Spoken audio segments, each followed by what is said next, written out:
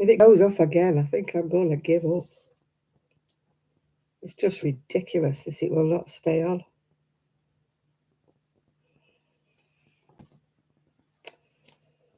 Oh,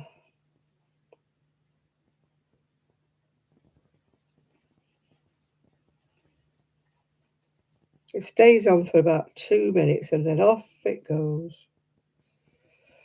Hi, Lizzie. I'm having terrible trouble. It won't stay connected. 2 minutes and then it goes off. It's trying to be live, Lizzie, but it just keeps going off. I do about 1 minute and then off it goes and I can't connect it back up again. So if it goes off again, I'm staying off. I'll have to just give it in for the night and give up. The weather's awful and I think that's what's affecting the internet. It's just cutting the signal out. Yeah, I keep losing everybody as well. You're not on your own, Lizzie. For about 2 minutes, Chris, till it goes off again. It's the internet that just keeps disconnecting. It connects me back for about a minute, then it goes off again, then it goes off again, and then I'm back again, then it goes off again. And when I go back, everybody's saying they can't see me and they can't hear me, even though I'm back, or I think I'm back. But obviously, I am not back. Anyway, the last time it said you cannot be connected to live chat after it connected me about 5 times. The last time it said it couldn't connect me anymore. Hiya, Kaz. I'm on for about 2 seconds before it disconnects me. So if I suddenly disappear, you know what it is. It's just being a pain. I think it's the weather. Hiya, Lulu. My internet keeps going off, Lou, so I mean, I might be gone in a minute. Oh dear, let's see how long I can stop on this time. It's just so aggravating when it keeps going. Boom. You just say, there is no internet. There is no. It did it to me about 10 times yesterday. And now it's done it to me about 10 times tonight. I think it's the weather interfering with the signal. It's not my computer like it normally is, yeah. It's just the internet that's going. The computer's staying on. It's just usually it's the computer that goes off and the internet stays on. This time the internet's going off and the computer's staying on. Yeah. It has to be different, doesn't it? Yeah. So how long I will be on, I don't know. Because if it goes off again, I'm just going to sit and watch the telly. I'm giving up. I don't want to give up. I don't want to leave all you lovely people, but it's just got to be one of those nights, I think. Yeah, the weather is. I think this is what it is. The wind is absolutely howling. I thought the blinking roof was coming off a bit not long ago.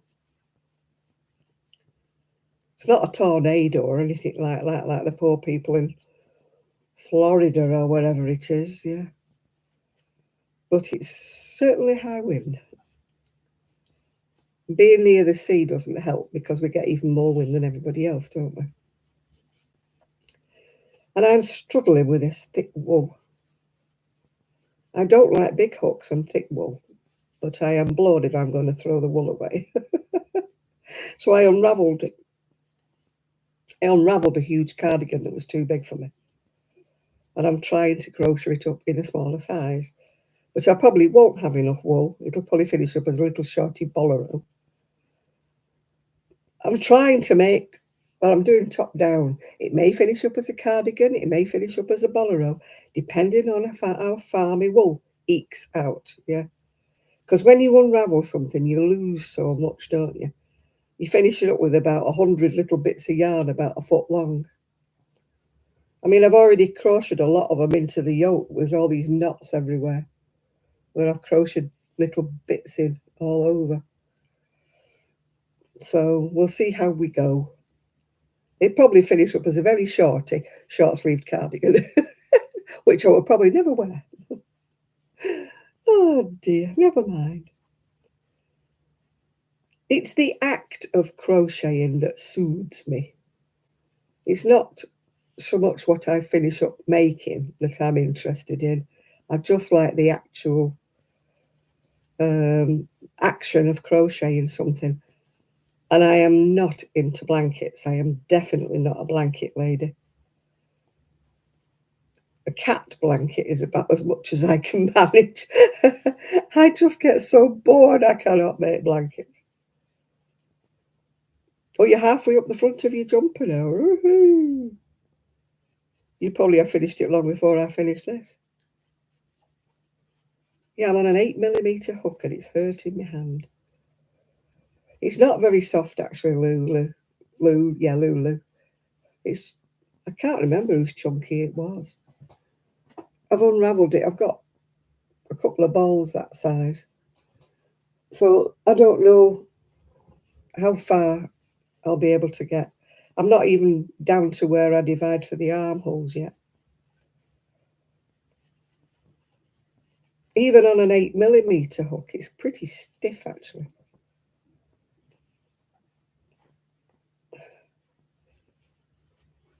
I follow a lady, she's called something Chic Designs or something. She crochets everything in that big, what I call blanket yarn, and massive, massive hooks. Hi, Sophie. I don't know how long I'll be here, but hello again.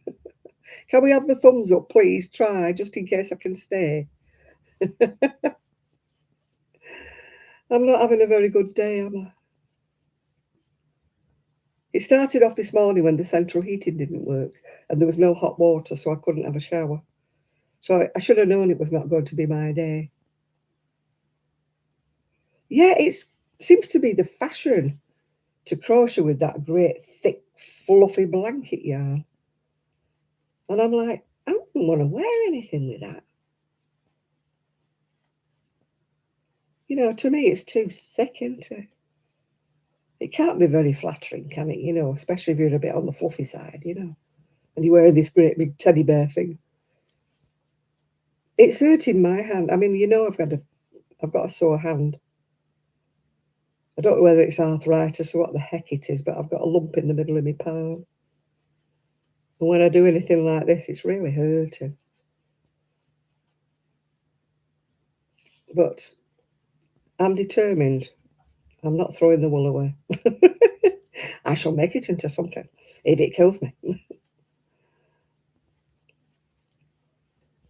Because you can't give handmade woolies away. Nobody wants them.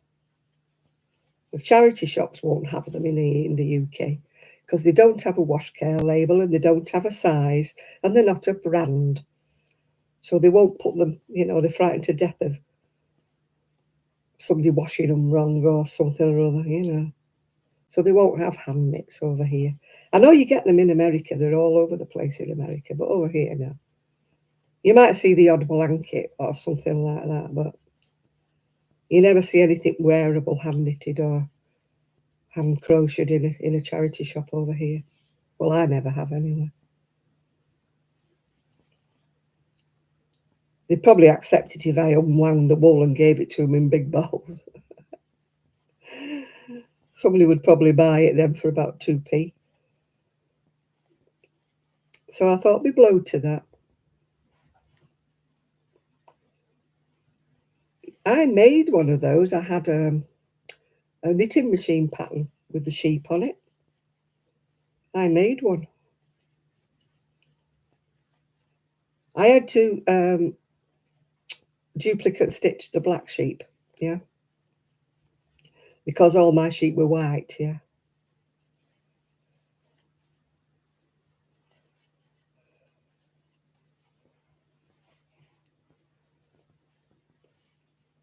Yeah, have you seen the price of some of the crocheting things on Etsy and stuff? And they sell them, don't they?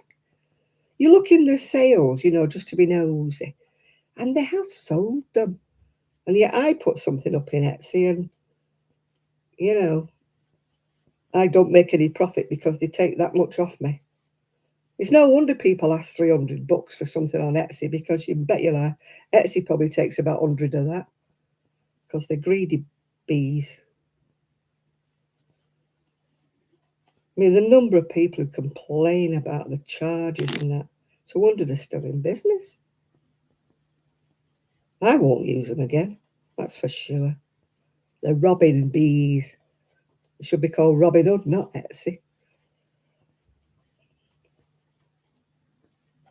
Especially when you get the likes of Vinted and eBay at the moment isn't doing any charges for private sales at the moment, is it? But at the moment, as you know, I'm having camera issues. It will not stay charged up. So taking photographs is out of the question at the moment. So it's fun. That's why I'm not doing any videos. I can't get my camera to stay charged up. And being rich and famous, of course, I can't buy another one at the moment. When I win the lottery tonight, of course, I'll go and buy one. And a new computer. You've got to stay optimistic, haven't you? You know, your hopes are dashed in the morning when you don't get that email saying you have won. I did get one the other week saying you have won a lottery prize. Check in. And I won £10. I have conversations with my dad and I say, Dad, I know you're helping and I know you're trying and you're giving me £10 at a time. Can you just stick a few notes on the end of the £10? So, I mean, he is helping me. He's giving me £10 every now and again. He's trying his best, bless him. I don't want the millions, you know, like the person who won 133 million, was it? I don't want that. Just enough, you know what I mean? And I'd be happy. Just enough to see me right, yeah. As my dad used to say. Hiya, Jill, how you doing? I keep going off, I should explain, Jill, in case I vanish suddenly. My internet connection. It's high wind here and heavy rain, and my internet keeps going out. So if I suddenly disappear, everybody who's on, I just can't come back unless I restart all over again. This is my third attempt. I think I should stop and have a chocolate, don't you think so? Don't you think I should? I think I should stop and have a chocolate, yeah.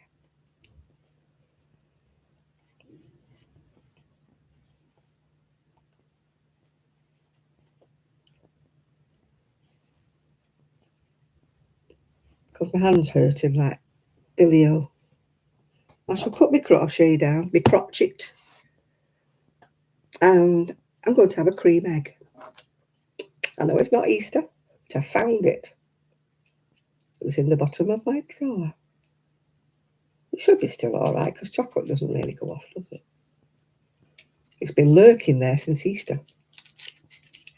And I tidied out my drawer and I found it at the back of the drawer. Oh, treasure trove, because you know I love a Cadbury's cream egg. Oh, bobbly internet. I think it's the wind, Jill. It's blowing a hoolie out there and it's raining hard. And I think it's not my PC that's cutting out for a change. It is the internet. It's been and gone about 10 times tonight already.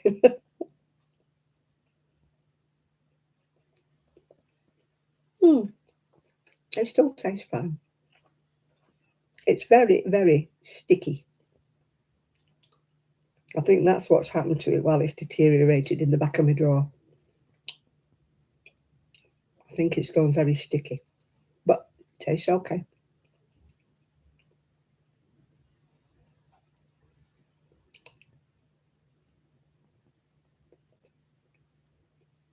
It's gone a little bit solid in the middle. You know, normally it's sort of creamy and a bit more runny. It's gone a bit more like icing sugar. Fondant, that's the word, isn't it? Not fondle, fondant.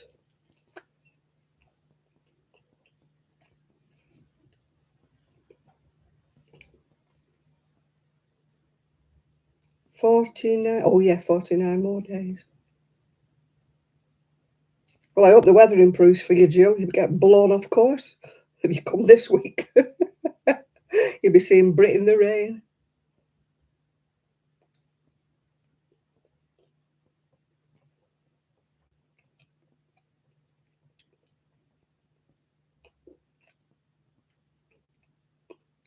And it's so much fun being next to there. Right, Sally? So much fun being next to the sea when it's bad weather. Oh, it's lovely.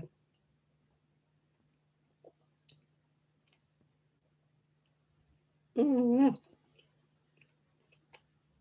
I haven't got any yellow. Oh, yeah, there is a little bit of yellow. It's not got a yolk. The yolk's disappeared. I think it's because it's been in the drawer that long. Oh,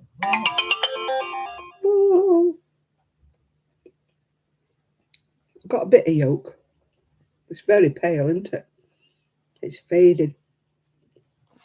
So am I, Sally, and so is Kaz, and so is, let me think, who else is from the UK? Um, um, Nathan, Kaz, Sophie. I knew there was somebody else. They're from the UK too. Who's sending me messages?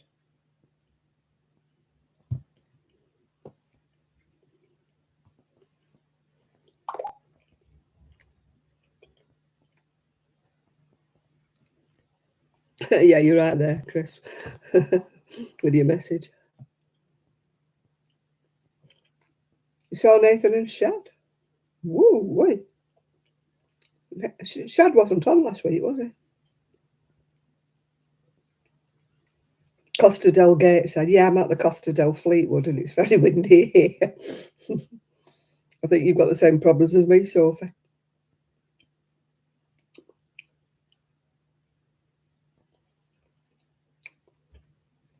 Or Amanda is as well, she says.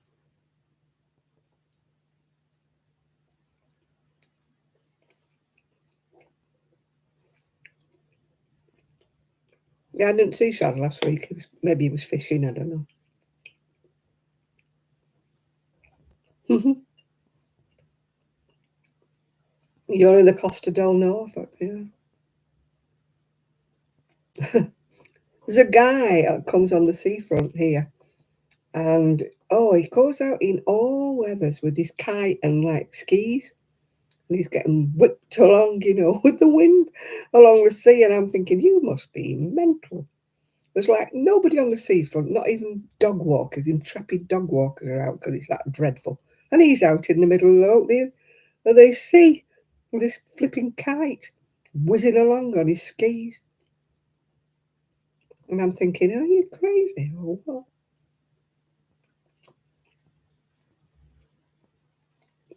Mm-hmm. I've only been to Norfolk once. When I was engaged, we went on the Norfolk Broads on a boat. That's some time ago, isn't it? When Adam was a lad.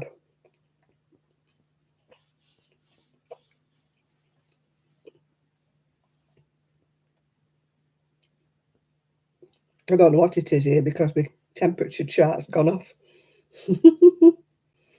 It used to tell me on my phone, but it doesn't anymore for some unknown reason. Where it told me the date and the time, it used to also tell me the temperature, but it doesn't anymore. No, it doesn't. Let me see if I can Google it before it goes off again.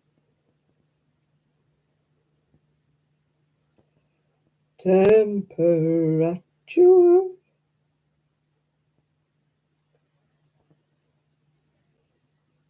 Now it can't be 50 degrees. That's somewhere else, isn't it? That is not 50 degrees.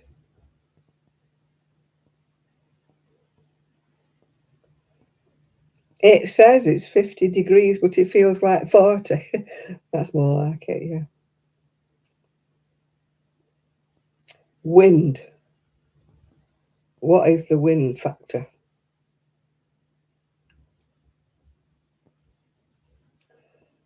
32 miles an hour at the moment.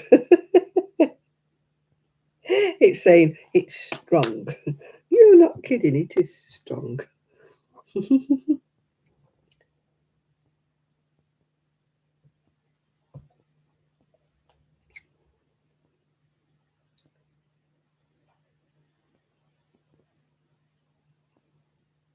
A front knit sweater pattern. Ooh. I don't know which is worse for my hand knitting or crochet. I'm tending to try to alternate between the few. I've got, oh, you can't see them, can you? If I move my big head, you might be able to.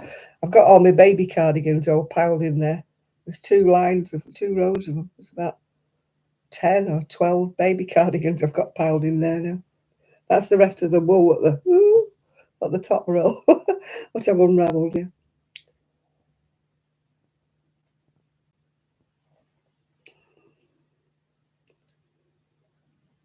And I got sick of looking for me. I know it doesn't look very pretty, but I got sick of looking for my work baskets, so I put them where I could see them. My sewing baskets, I should say. Yeah. What am I drinking? It's Coca-Cola and what? No, it's not Coke. What is it? It's yeah, it is.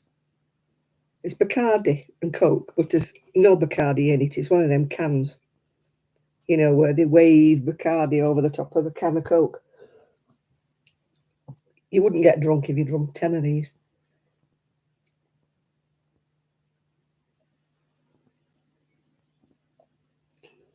It does taste nice, but it's not fizzy. I mean, if that's supposed to be Coke, it's flat Coke, yeah. There's no with it. No fizz. There's no alcohol in it either. It's supposed to have so many percentage of alcohol, but I'm sure I could drink them all night, yeah. High 90s. Oh, I'd give anything for 90s. If it's only for a day. If we hit 80 here, we all go insane. We're all like, ain't it warm? At 80, we think it's hilarious. People, oh dear, can't be doing with this heat. I'm like, stop moaning. I like both. I tend to crochet more than I knit, purely because I'm a lot slower when I knit. But it depends. I like knitting baby cardigans because I do think they look nice when you knit them. But I do tend to crochet more than I knit, yeah. But at the moment, I've got a sore hand. Like I said before, I've got like a pea hard lump in the middle of my palm. I don't know whether it's arthritis or what it is, and it really hurts when I try to make a fist. Thankfully, it's not my crochet hand, it's my wool tension hand, but it still hurts. I did rub some of I still got a little bit of your lotion left, Jill. I did rub a little bit of it on before I started. A little bit of your lotion, Jill. There's not much left in it. Can you see? There's just barely enough on the bottom.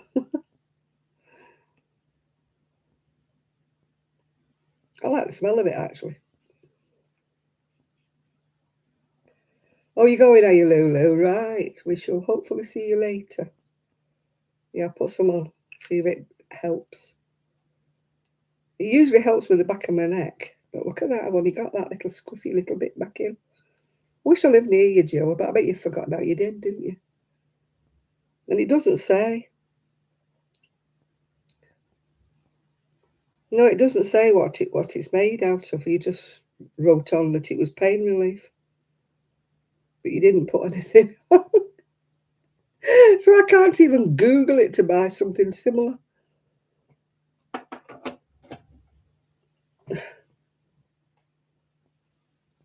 I wish you did, Joe, and then you could make a fortune selling it to us. Oh dear. I've tried all kinds of, stuff to rub on, all different kinds of analgesics, and nothing's working on it. It is so sore. Do you remember it started off the other week when I was knitting and I had that trigger finger? And that's when it started. And that finger got broke because it was trapped in a taxi door. But this one's gone like a trigger finger.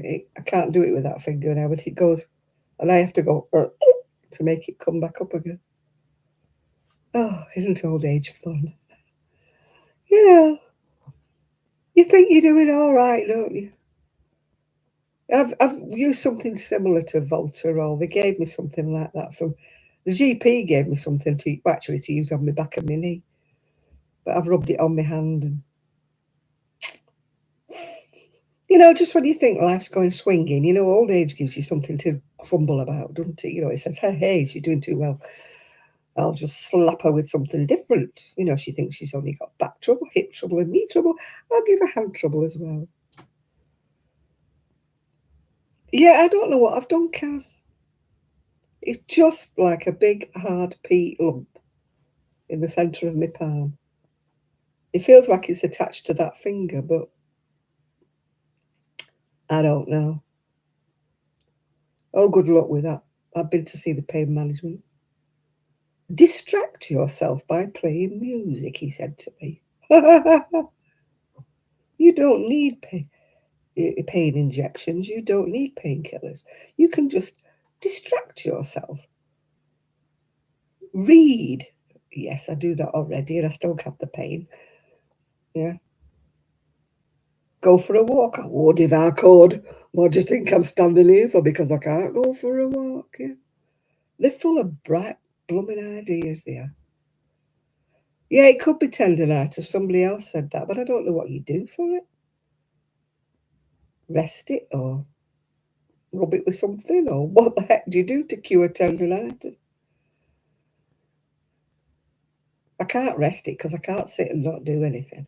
I'm not one that can sit still. My friend asked me would I go to the cinema with her the other day, and I can't sit still. Oh yeah, they told me. Yeah, pedal or sit in a chair, was it, and raise your legs up, or sit on the bed and raise your legs up. And I'm like, no, it's not going to happen.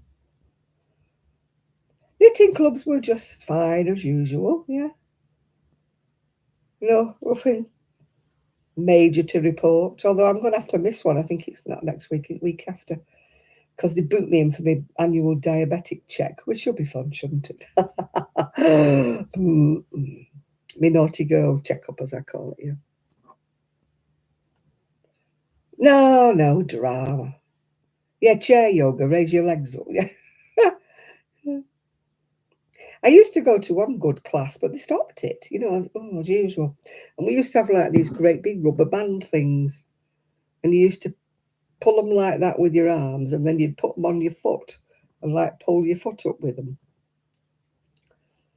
They were good. They were like sponsored by the NHS to get you going. They were meant for people really who'd had a stroke, yeah. But then after 6 weeks, the funding stopped, and so they stopped them, yeah. My blood sugar was all right last time, but I don't know what it is now, Jill. It's hit and miss with me. I go one time and it's sky high, and I'm like, oh, naughty, naughty, naughty. You've got to go on insulin, naughty, naughty, naughty. And then I really misbehave myself and go back and think, this is it. They're going to throw the book at me. And then I go the next time after eating cakes, biscuits, sweets, chocolates, and they say, oh, your blood sugar's fine. And I'm like, I can't work it out. I just cannot work it out. Why I can be as naughty as anything with what I'm eating, and then my blood sugar's fine. And then I try my best by not eating this, not eating that, watching what I eat, and my blood sugar's sky high. I haven't worked it out yet. Not worked it out. I just think as long as I feel okay. I'll just keep going. I mean, when you get to my age, you're on borrowed time, really, aren't you? You know, you've done your 70, haven't you? You know, anything now from now on in is going to be a bonus, isn't it? I plan on being 100, but I will get a telegram probably from King William, won't I? Because I don't think Charlie will be here then. I want to outlive. I'm going to outlive Charlie, probably, yeah. Because he's not been well, has he? You know, let's face it. So I shall see what life has in store for me. I don't believe in being pessimistic. I just take each day. I just take each day as it comes, yeah. I try to keep as mobile as I can, Jill, but it isn't easy when you can't walk far. You know, it's just, I would love to be able to walk. I really miss going for a walk. It's very demeaning, you know, having to be in a scooter. And people think you just borrowed it to go shopping with, you know. Oh, that's handy, isn't it? Having one of them to go shopping and carry your shopping in, that's handy, isn't it? Yeah, I do it for fun, yeah. I really like trundling along the seafront in this great monstrosity for the fun of it, yeah. I wish I could go for a walk, I really do. I can't even walk around the supermarket unless I'm hanging onto my trolley, you know. Hi, Ethan.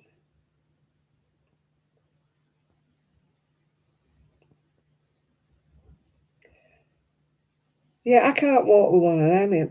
My back just, oh. It's the action of walking. It's because I need a new hip, yeah. Oh, it's usually men. You know, I told you I got told once, you shouldn't be out here. You should be back in the kitchen where you belong, he said to me. So I said to him, I wouldn't like to be your wife if you'd got one. Cheeky.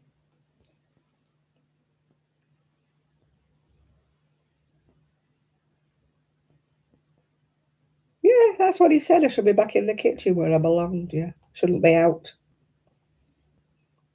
You know, they're the type of person, people who would shove anybody disabled in a corner and just ignore them. You know, you're not supposed to be out in your wheelchair.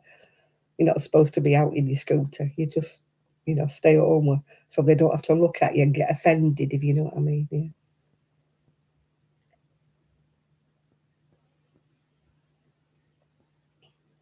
Oh, he probably didn't have one. I mean, who'd put up with that? You know, you've seen them, haven't you? These scraggy old men that think they're God's gift to women and that women are just falling all over them. Yeah. It's like, in your dreams, darling, have you looked in the mirror?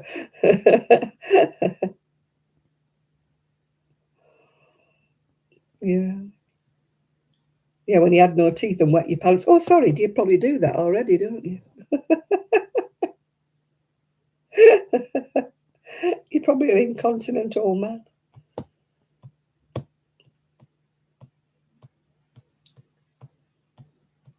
Yeah. Those days are gone where women had to stay in the kitchen wearing a pinny.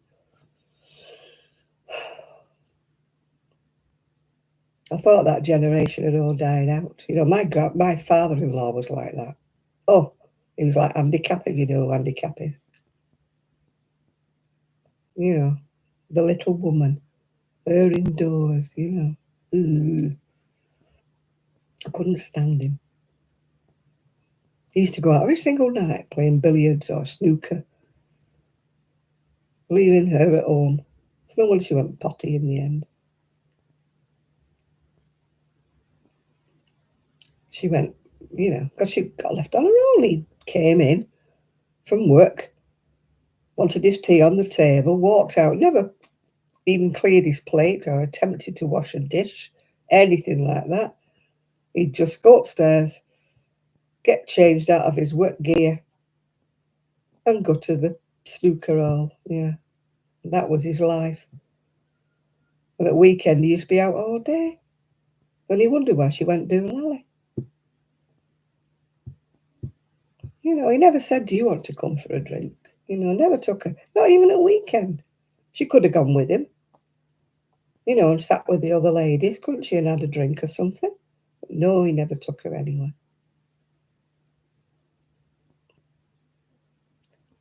So it's no wonder she was, like I say, strange. I finished my show, did I tell you? Very, very jazzy. Woo! That's how long it is. It's shaped at either side. But you don't start with a little bit, you start with a long bit there. It's a pattern by Crochet Objet, not object, objet. She's from Israel, but in actual fact, if you follow her, she's at Niagara Falls at the moment. Oh, the dog's pulled it all. The dog's had her little feet in it and pulled threads. It's a good job I'm not precious about it. I was just using my oddments up, Sally. All my part balls, but the dog's had its little claws in it, pulled lumps in it now. Never mind. I just chose a new colour with every row. I mean, the one that I think she's called Maya, Crochet Objet. The one that she's done, she's more coordinated with her colours, yeah. She did hers in sock wool, the first one. You know, that's like 4-ply fingering or whatever you want to call it. But I had loads and loads of double knitting, so that's what I've used, double knit. As I said, she's made a lovely video. Because I've never been to Niagara, obviously. She's made a lovely video showing Niagara Falls and also Niagara Falls at night when it's all lit up. She made a lovely video. She went to Washington, first of all, and then she went to the Amish country, wherever that is. And then she's finished up at Niagara Falls. And that was the last video she's put out, was Niagara Falls.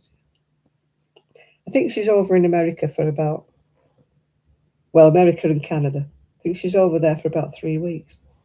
Because she didn't know if she was going to go because her husband's brother's very, very ill. And also, you know, the situation in Israel, she didn't know whether she'd be able to fly. Anyway, she's gone. She's got there. So I really enjoyed watching Niagara Falls. Yeah. What else did I enjoy watching? Somewhere else where there was loads.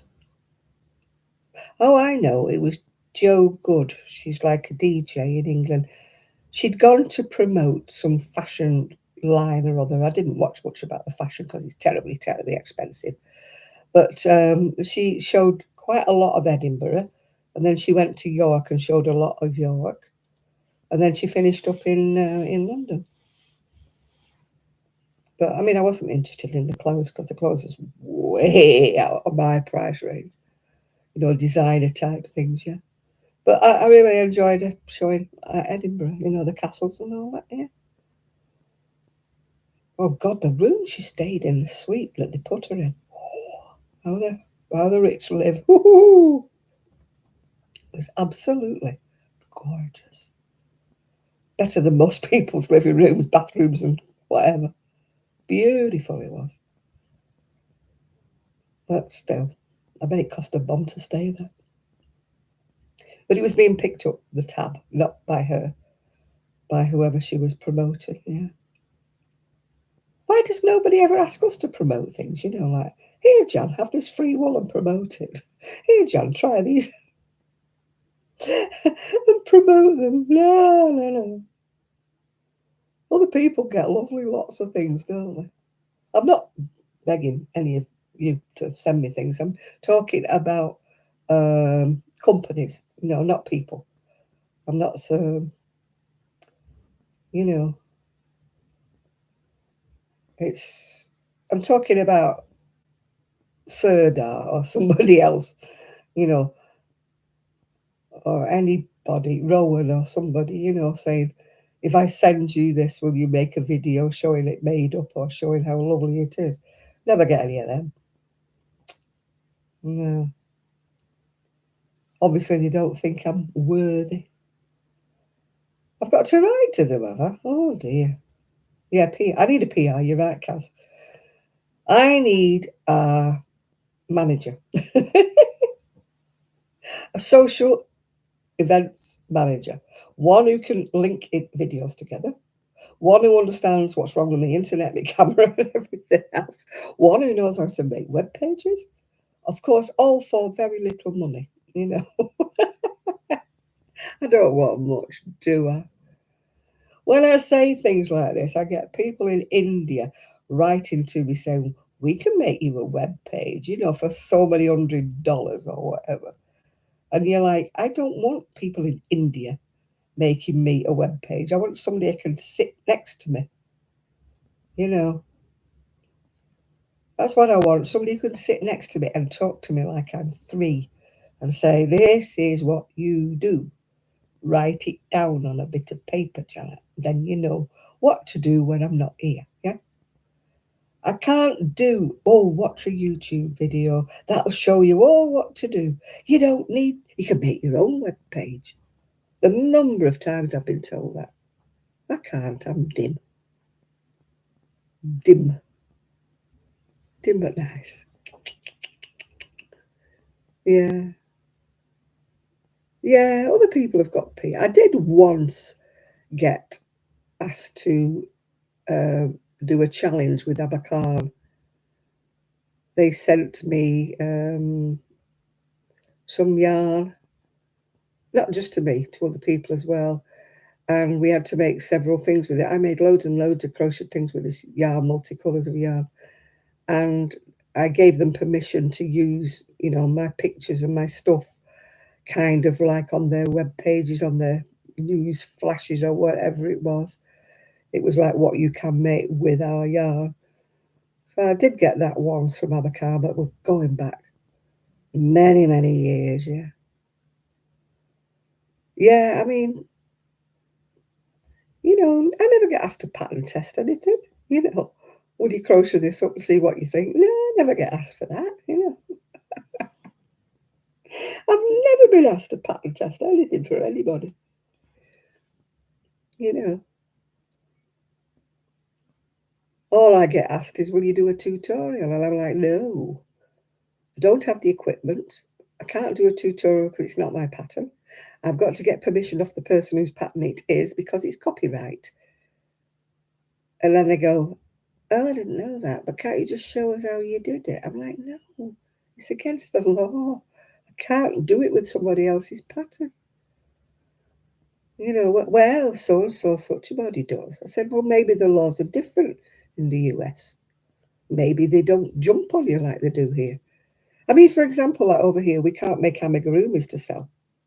We have to have them tested and everything. And it has to be safety this, safety that. The stuffing's got to be safety stuff. And then you've got the copyright. If you tried to do a copy of Mickey Mouse, for example, Disney would have a go at you. You know, it's a minefield. You can't just crochet toys and put them on your stall and go to a craft fair and say, right, here they all are. Some people do, but I wouldn't. I'd get pulled. I'd get pulled for it, yeah. Nathan reminded me on Thursday that it was my 13th year anniversary on here. 13. I didn't think it was that long. I maybe thought about 10, but I didn't think it was 13. 13 years and never made me fortune.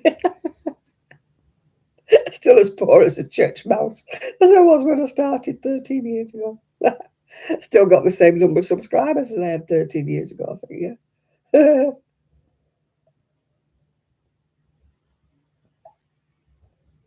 I must admit, I've stopped watching a lot of channels.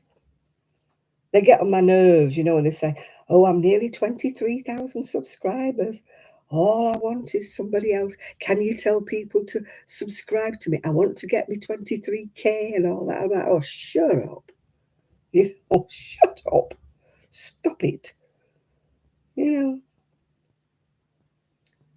my subscribers, I love them all. They're very, very loyal.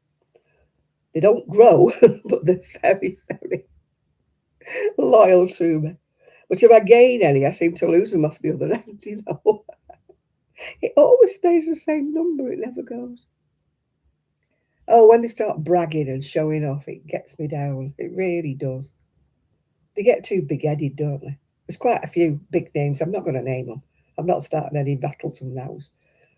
But a lot of people know who I'm talking about. They get too big for the boots, don't they? And they start showing off and being big-headed and, and you're thinking, no, Hey, Nathan. Yes, you reminded me, didn't you? 13 years. Well, I get to 14, and maybe I will if this plumbing internet stays connected and my computer stays on. Maybe I'll get to 14. Who knows?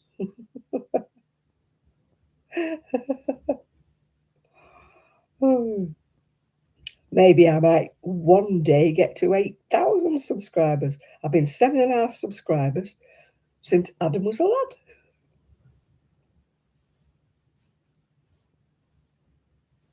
Yeah, Paula. I mean, they're what I call honest, down to earth people. And I watch another lady, what's she called? Not Dolia. She's just done Ali Pally. What's she called? I think it might be Little Workroom Crafts or something. I've been watching her. She's very down to earth. She talks to her cat all the time. Yeah. Ali, yeah. Ali, Paula. They're what I call normal people. They talk about their everyday life. They don't put airs and graces on, do they? I mean, Paula's lovely. She just keeps saying, yeah, Sheila. I mean, Sheila's down to earth, isn't she? She don't stick her airs and graces on her. Davina, that's the one. I must admit, when I started watching her, she did get my nerves a bit with all the constant laughing, but I've got used to her now, yeah. Well, Davina talks to her cats all the time. Paula talks to the dogs and the cats and the guinea pigs. But yeah, I can watch them all day, what I call normal people. But a lot of I hate to say this, it's going to sound as I'm being picky on, a lot of the US people have got a bit too big for the boots. They seem to think they're it, don't they? And go away, you minions, just keep subscribing to me. Yeah. Yeah, Davina, she's just been to Ali Pally, hasn't she? She looks as though she's bad on her legs, doesn't she? Because when she was showing off her cardigan, she had 2 sticks, didn't she? So I don't know whether and I think she had a walker when she was at Ali Pally. That's Alexander Palace, by the way, Ali Pally. They just had a big knitting and stitching show, yeah. I used to, Sally. I used to, but not. I don't watch her now. No. Mm. Yeah,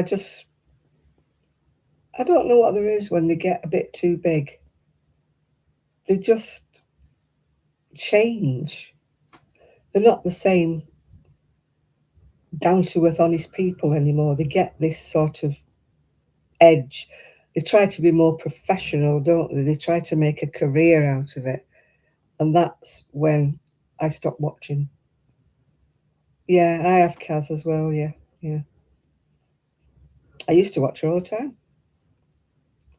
But for certain people, and I stopped watching Mikey because of his innuendos all the time. I thought, stick to crochet, love. Don't keep, chucking bits in.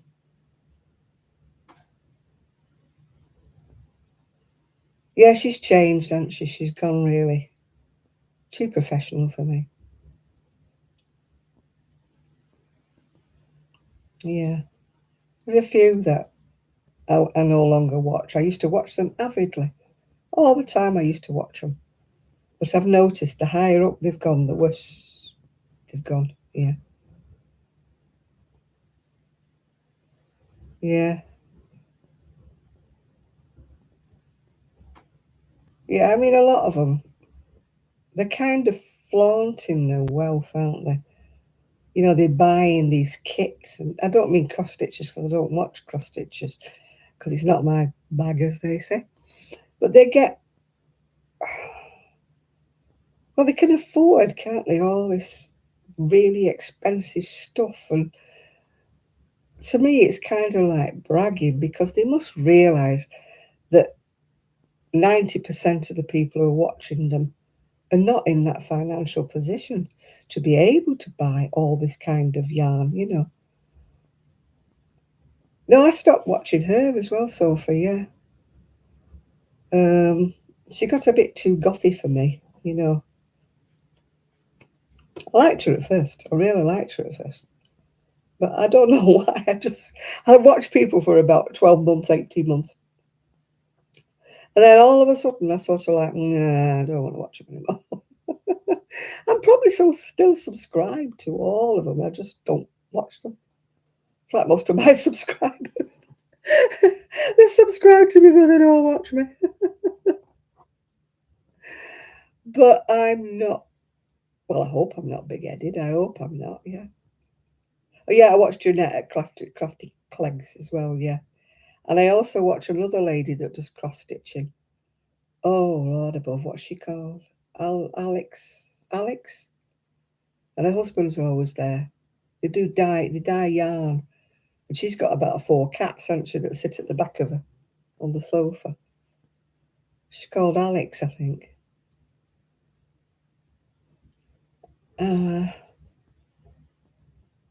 She walks about in the village and takes her husband with her, and they're funny and all that, you know, because she'll go, do you know what? I really fancy fish and chips. I think we'll go and look for some fish and chips. Not had fish and chips for about 4 years. Do you fancy them? She's saying to her husband. And then she comes back on and says, well, we had the fish and chips and they were absolutely gorgeous. I mean, to me, that's more me. That's more down to earth. That's more, you know. She does make odd ones, Kaz, but not very often. She made one not long ago, about 2 or 3 weeks ago. Is it My Yarny called it? Yeah. She called Alex and her husband. Well, he's not her husband yet, but he soon will be. They're getting married, aren't they? The Canadian Crotcheter, she made a video about a few weeks ago. She said she hadn't been making videos because she'd had loads and loads of visitors coming to see her and stuff like that. And I think one of her daughters got married as well. Or is getting married. I'm not sure which way around it is. I used to like another lady as well. What was she called?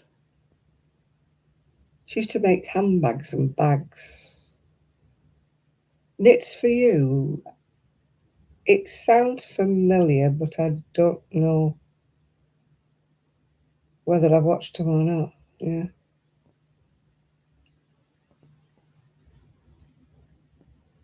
Alex and Danny, that's the one. Yeah, I watch them. Yeah. I like I say, down to earth people. Yeah. That talk about things that I can identify with. They're not spending hundreds of pounds on stuff. Look at me, I've got this, I've got that, I've got the other. You know, I like people. I watch Denise as well, you know, Denise Deer. Because she's just done a video of her in Malta. She was with her other half in Malta. I mean, it rained half of the time. But that's what I want to watch, is somebody, their everyday life is like, not parallel to mine. Mine's, you know. No, I haven't. I don't think I've watched them, Sophia and Phil. It doesn't sound familiar. I may have done. It just doesn't sound familiar. Yeah. I mean, somebody recommended Terry Yarnjoy, but she was doing blankets after blanket. I got fed up with her. Anybody who constantly made blankets, just, I get bored. I'm thinking, oh God, make something else besides a blanket, will you, love?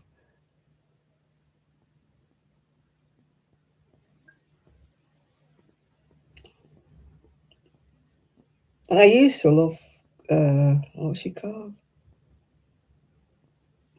Not Gloria. But she went on to this 5D stuff. So I got fed up with watching her do this bloody diamond. And she was a really good online friend of mine for years.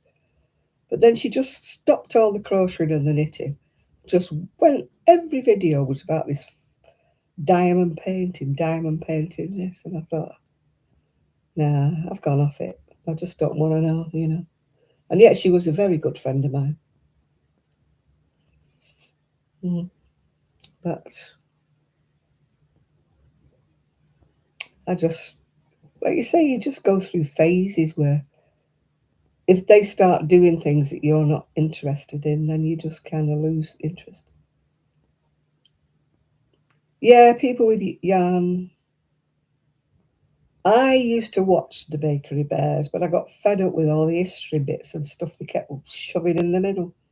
I used to think, oh God, just stick to your knitting and stick to your crochet. I don't want a history lesson in between. You know, they got on my nerves, so I stopped watching them. They may have changed, they may not do it anymore, but I stopped watching them.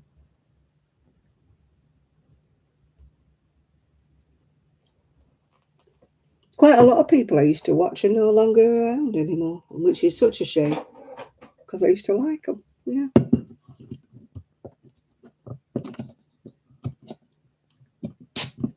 No, I don't watch him either. I stopped watching him when he started reading poems and things out. I thought that's not what I want to watch. When he was doing the crocheting, I was fine. But when he started reading novels and poems and stuff, I thought, nah, no way.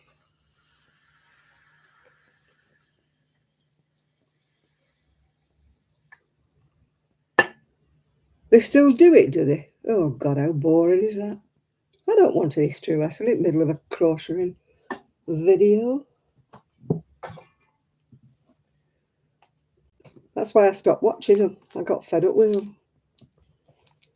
You must have more stomach than I do, Linda. You must like history.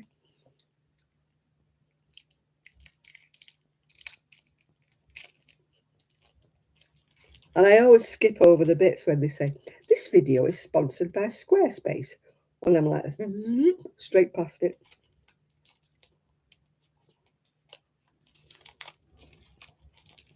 Or if you want to do a web page, we recommend this. And I'm straight past it. I go to where they start talking about crocheting again. I don't even watch it when they're sponsored. It just annoys me. I don't know whether these sponsors think we sit and watch it because we don't. Well, I don't watch it anyway. I don't know whether you all sit and watch it. Craftsy, Squarespace, all that stuff.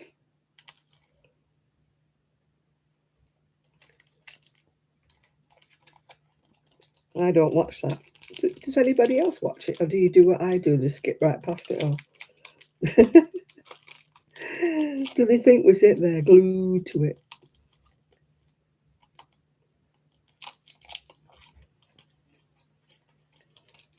Book reviews. I don't do a lot of reading, to be honest, Linda. I should watch Jill because she does crime book reviews, which I do read actually. But I don't know why I never watched Jill. It's nothing that I don't, nothing against Jill. She does lovely videos, but I just don't get around to it yet. Thank you, Kaz. At least I stayed on. Took wood. Creative Grandma. No, I've not watched her. No commercials. I've no patience with them. But it's the sponsors I don't like. When they do a bit of a video, then they say, just another word, I'm being sponsored by such a thing. And I think, no.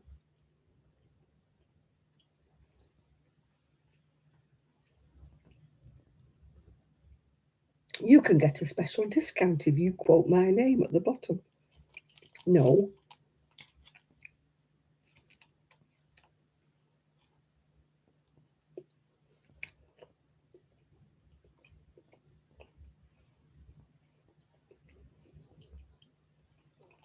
Can't always zip through commercials unless you pay.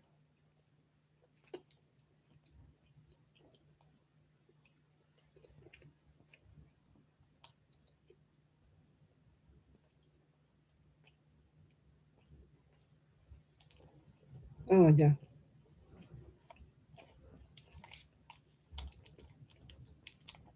When they start saying the word, I'm using this, whatever it is, this kind of light thing that gives your skin that ultra glow.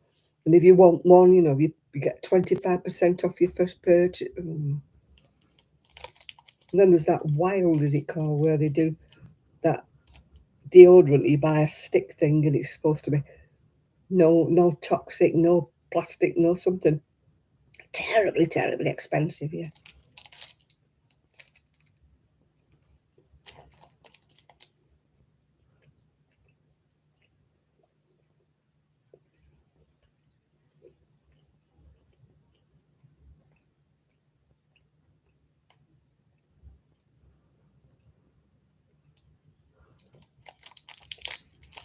I'm not interested in watching a crochet program when they're talking about a deodorant.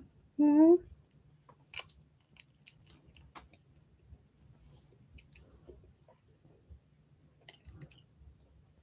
The only one who's asked me to do anything was I got asked, would I do a promotion for Temu? And I'm like, no.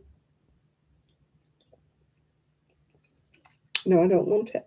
Oh, we'll send you some stuff and all that. No, I don't want it. If I wanted it, then I'll order it myself. Pay for it myself. I won't give you a blinking reviews for a load of Chinese tat.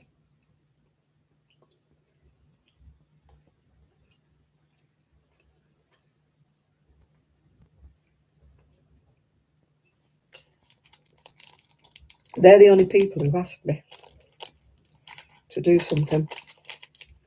Apparently you order it and then they give you the money back or something. I thought, there.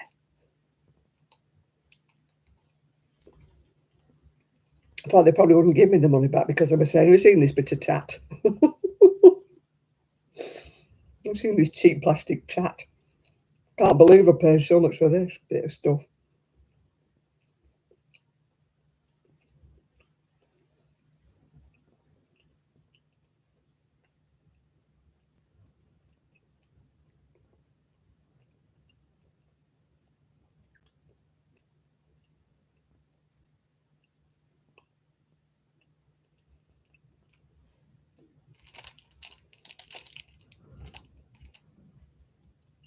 Wait while they're gone to school, nearly. While they're at school. Do it then.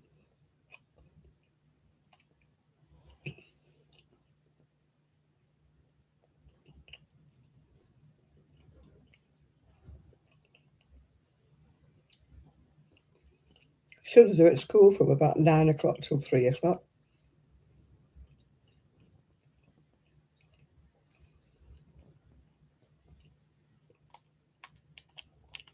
Or get them to help you. You stand on the ladder and take everything out of that cupboard for your mum. They'll soon stay out of the kitchen then. If you ask them to do some work, you won't see them for dust.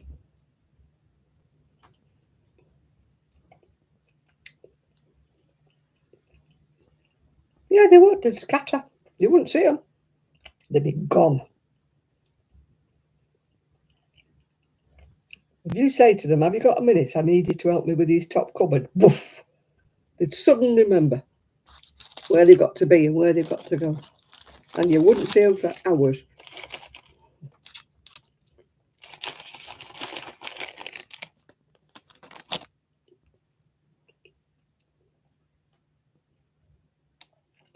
My son was like that. He'd be under my feet, until I said to him, right, I want you to do this. And woof, he was like Roadrunner. He was out the door on roller skates. That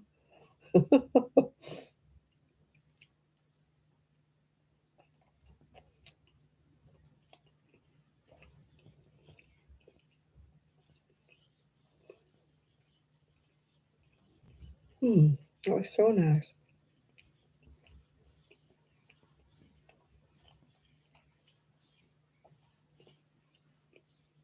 A cup of tea for your nerves? Why is it a swap?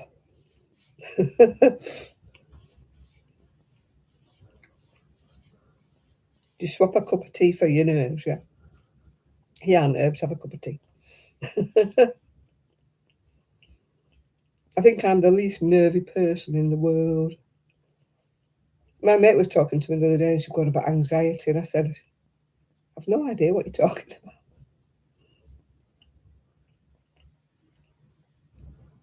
I am the least. I'm so laid back, I could be horizontal. Very rare I get wound up about anything.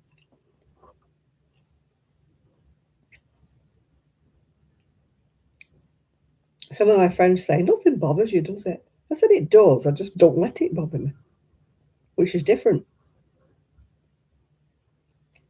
I've never had it. I'm very fortunate, I suppose. I get anxious, but not anxiety. No. I don't worry about anything, really. Hardly anything.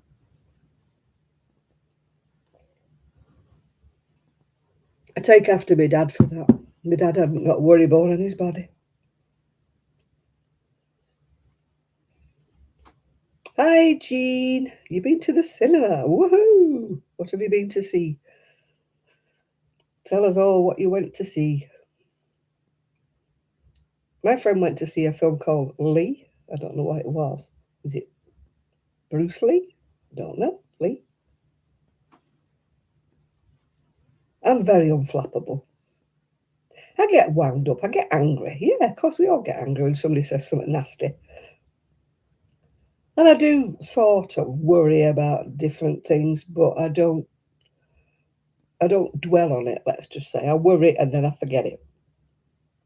Oh, you went to see Beetlejuice? My friend's been to see that. One of me, not the one who went to see Lee, another one. She went to see Beetlejuice. So Beetlejuice 2, is it? Yeah.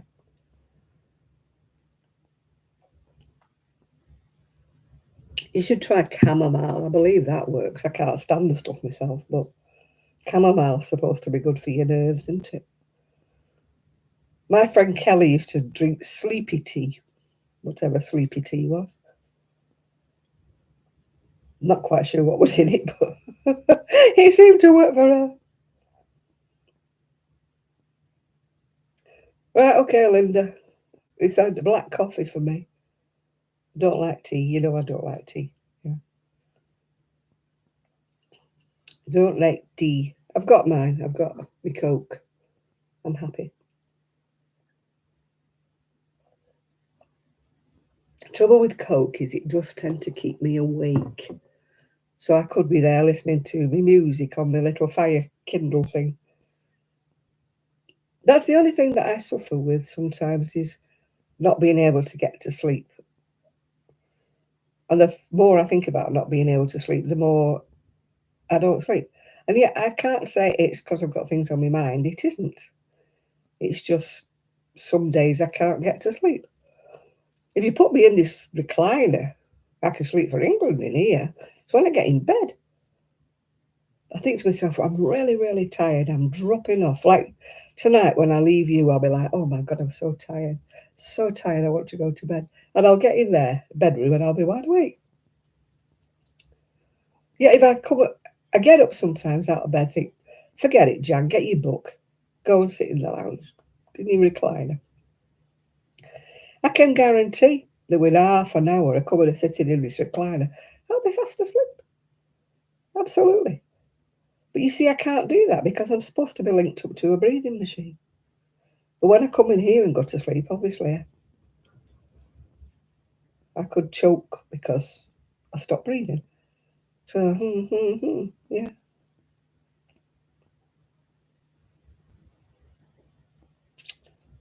I don't drink a lot of caffeine. I maybe drink 2 or 3 cups of coffee during the whole day. And I don't drink, that coffee that you have, them machines. I just drink ordinary instant with a spoon. My mother, oh God, she was a proper tea belly. She'd be saying, have you put the kettle on? My throat's cut. I said, Mum, you just had a drink. And she'd say, no, I need a cup of tea. My throat's been cut. Well, my stomach thinks my throat's been cut, or something she used to say. One tea bag for 5. Oh, now that I've heard about Scots people being tight, but blooming hell, that's a bit ridiculous, Linda.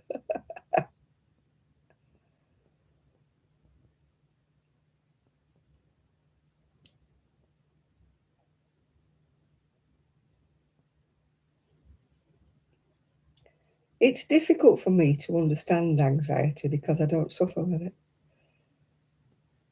It's hard for anybody to understand somebody else's ailment if they don't suffer with it. You can be kind of sympathetic, but you don't really understand. It's like, obviously I've got horrendous pain in my back and everywhere and nerve pain and everything. And people say, oh yeah, I've got backache. They don't know until they're in your shoes what it's like, to have horrendous pain. And,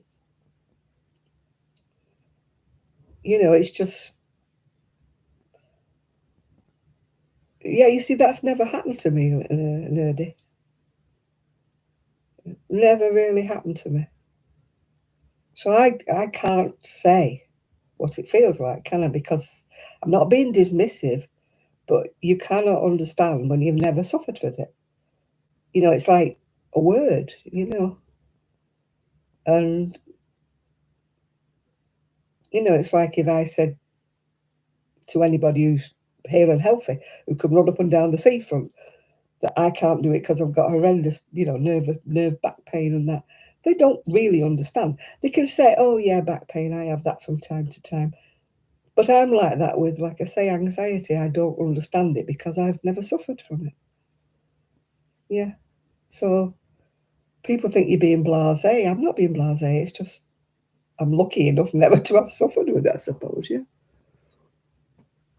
Well done, Linda. You got discharged, yeah. I hope they discharged you when you were discharged and not just because they were sick of you. I mean, they discharge you from anything, don't they, if they don't want to know?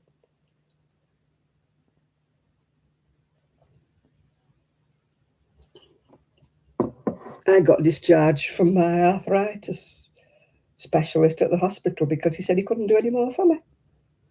So he just discharged me. I'm like, hey, hello, I'm still here, still in a lot of pain. And he just said, well, there's nothing I can do. There's no operation I can give you that will help the pain. Nothing I can do, he said, so there's no point in you coming back. And I'm like, well, maybe I would like to have discussed it. Maybe I'd like to come back in 6 months' time if I wasn't feeling good. But nope, dismissed. You're discharged. End of story. Bye you go. Tra. So I've not seen a specialist, for my back pain or whatever for years now.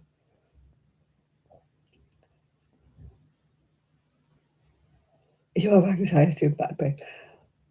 You can have my back pain. Maybe I'll find out what anxiety is like. I like,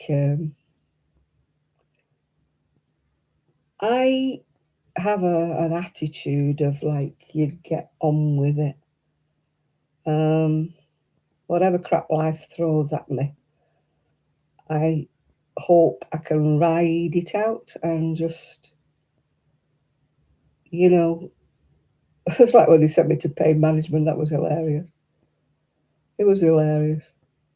Play music, read a book. I'm like, yeah, right, okay. Put yourself in my body and see if reading a book helps. They're just, they have no idea, these people. No idea at all. Oh,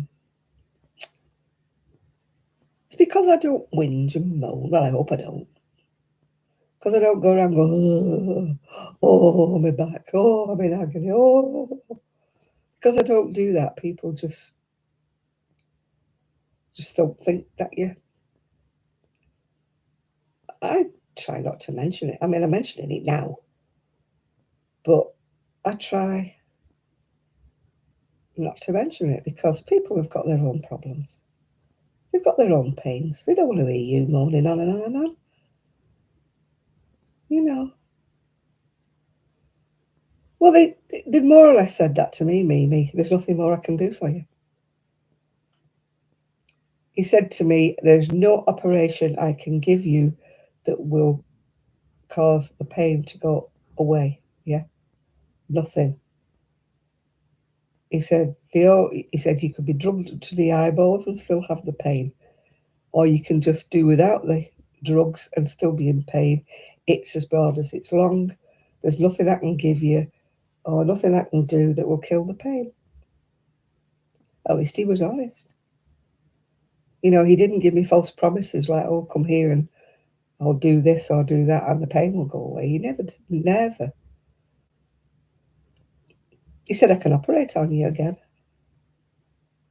But all I will do will be stabilise your spine, but it won't do anything for the pain. So I thought, I ain't going through that again, you know. Yeah. At least we don't get the bill. We can't get to see anybody, but we don't get a bill. I mean, the waiting list to see a specialist in England, it's months. Unless your leg's like hanging on by a thread, you never get anywhere. The waiting lists are horrendous for anything in the NHS here. Yeah, it's all free, but trying to get there is another matter.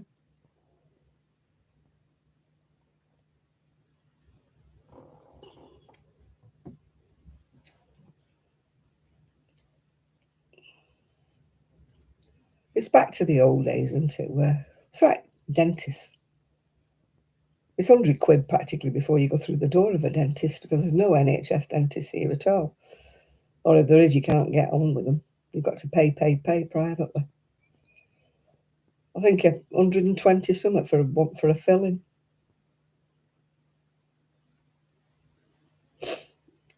Oh, then they wonder why I said take it out. He said it was a root canal filling was 300 and something. I said, how much is it to take it out? He said £63, I think, or something. I said, well, take it out then.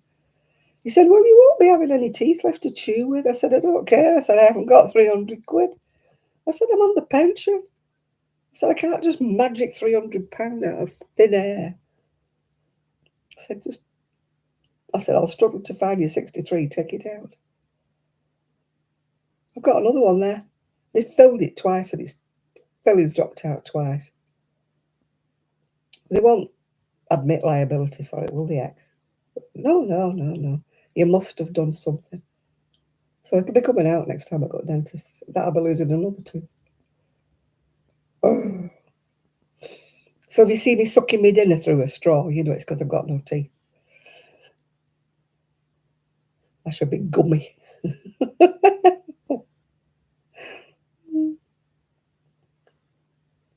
Oh dear. Never mind. I should be like Sheila and say, Sheila says, I'm all right with my teeth because they're all plastic. Oh dear. She doesn't need a dentist because her teeth are plastic. My mum's teeth are plastic as well. We used to laugh like drains because every time she got new teeth, she'd pay a fortune for these teeth because they weren't cheap back then. And she used to look like Mr. Ed, you know, because they were always too big until they bedded in, you know. She looked like a rabbit with her big teeth. We used to always call her Mr. Ed. She used to say, stop it, they'll be all right in a couple of weeks when they're bedded in. And they usually were. But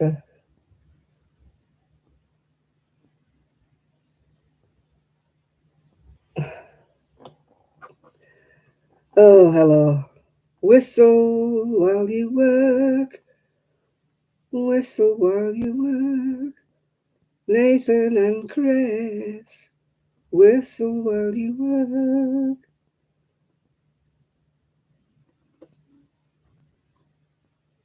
Thank you, Chris. Oh, I've got loads. Well, I haven't got holes in them because I've lost them now. I used to have lovely teeth, but those days are gone. I mean, now they're a bit discoloured because it's all the meds I take, all the medication. It's not through red wine because I don't drink red wine.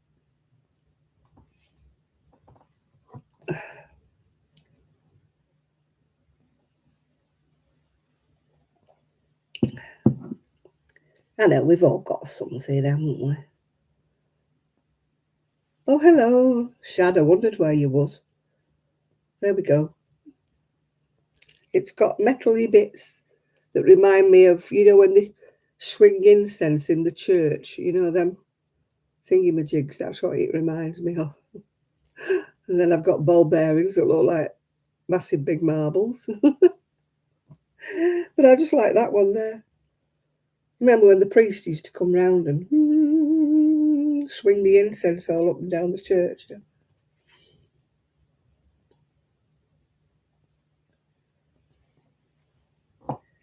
Yeah.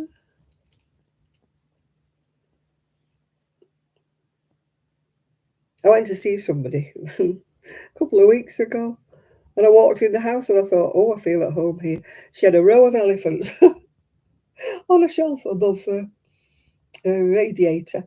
And when I went into the back garden, she had these great big massive stone elephants. I thought, my kind of woman.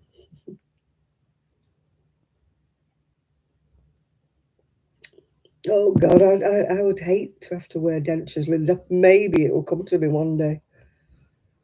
I mean, my mum paid about £5,000 for her teeth. She went to this superb blooming dental whatever it was that made her this fantastic bloody set. I mean, they did look like real teeth. I will give her that, but she still looked like Mr. Ed because they were too big.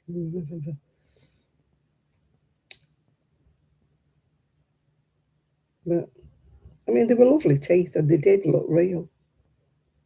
Some dentures, they look really plastic, don't they?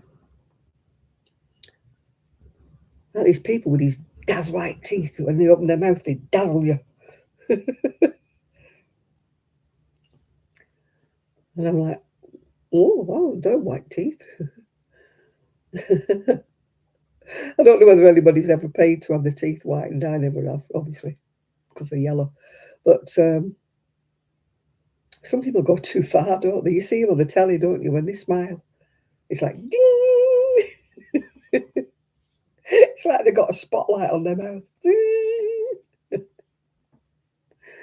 Hi, Munchkin. I don't know when you came in, but I must have missed you. You were missed last week, Shad. Have you got a note? Have you got a note saying where you was? We all missed you last week.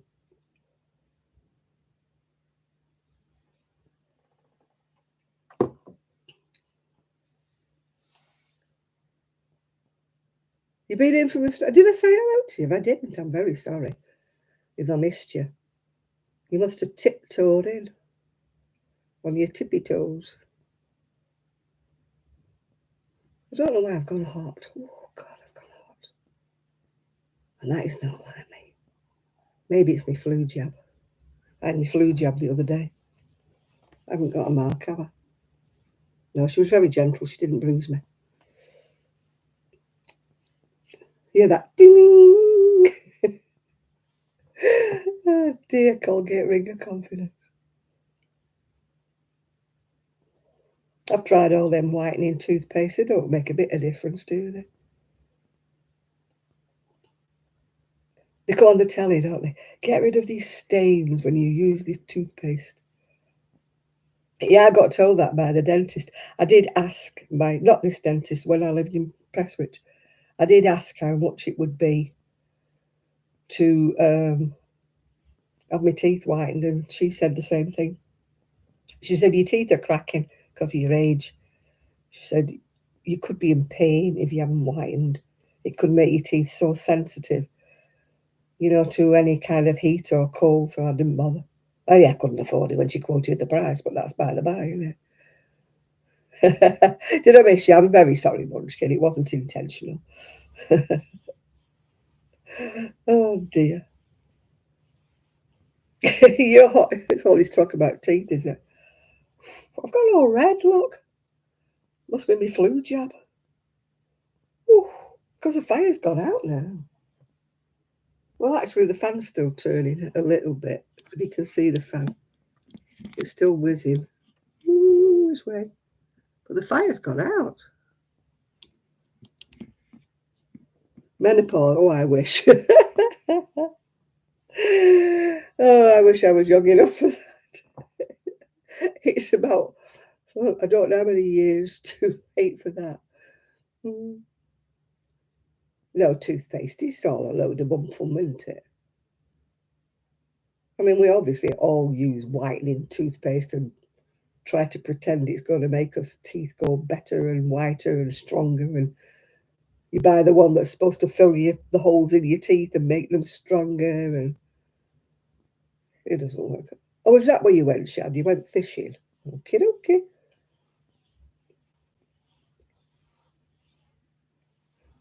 At least the wind seems to have died down now. I got disconnected about 10 times when I first came on, Shad, because the wind's horrendous. Or it was. And it was roaring down the chimney, where the fire is, where the log fire is. But I think it's stopped.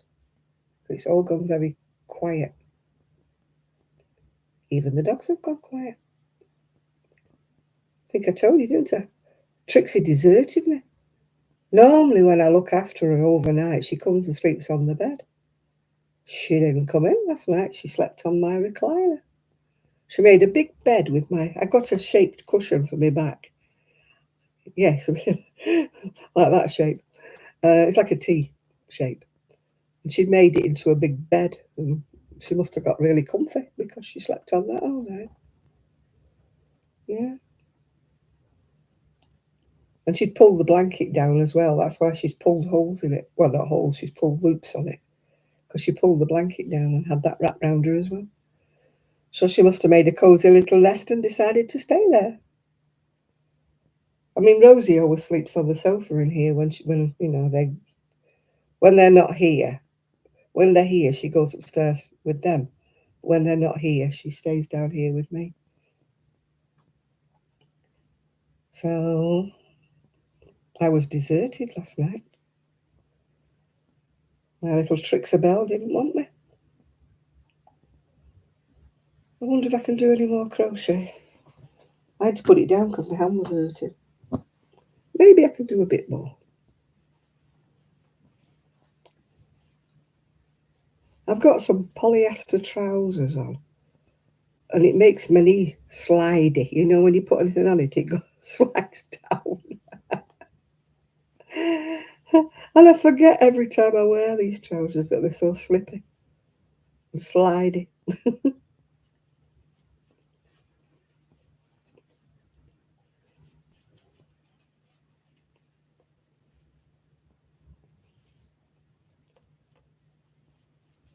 I miss crocheting at the table.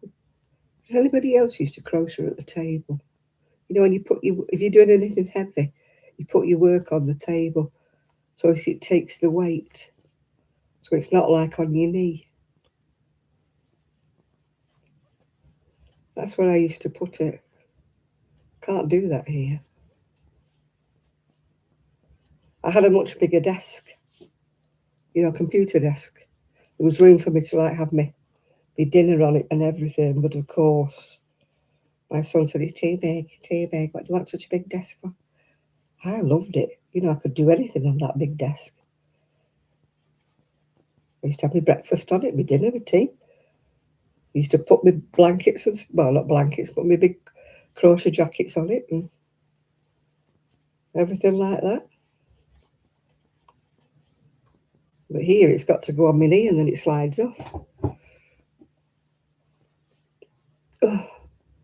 And crocheting, it's the yoke part. Whether it finishes up as a cardigan or whether I've only got enough wool to make a bolero, I'm not too sure at the moment because it's wool that I undid. So as you know, when you undo things, you lose loads and loads of wool. As you undo it, you finish up with scrappy bits and pieces. So I won't have enough probably to make another cardigan. Plus the fact I think I'm crocheting it a lot tighter than the one that I unpicked. So we'll see what happens. It may finish up as a bolero, short-sleeved, instead of a long-sleeve cardigan. That's why I'm doing it top down, so that I can stop whenever I run out of wool. It may only finish up to be under the bust. Under the bust with short sleeves, instead of being a long cardigan like it was before. But it was very open work last time. I think that's why it kept dropping and going bigger and bigger and bigger. I'm not one for open work crochet. I always get it to go, oh, I've got an itch. I either get it to go bigger and bigger and bigger, or I get hooked up on every door handle that I go past. Do you ever do that? You go, huh, huh. You go through a door and you find your arm still attached to the door handle.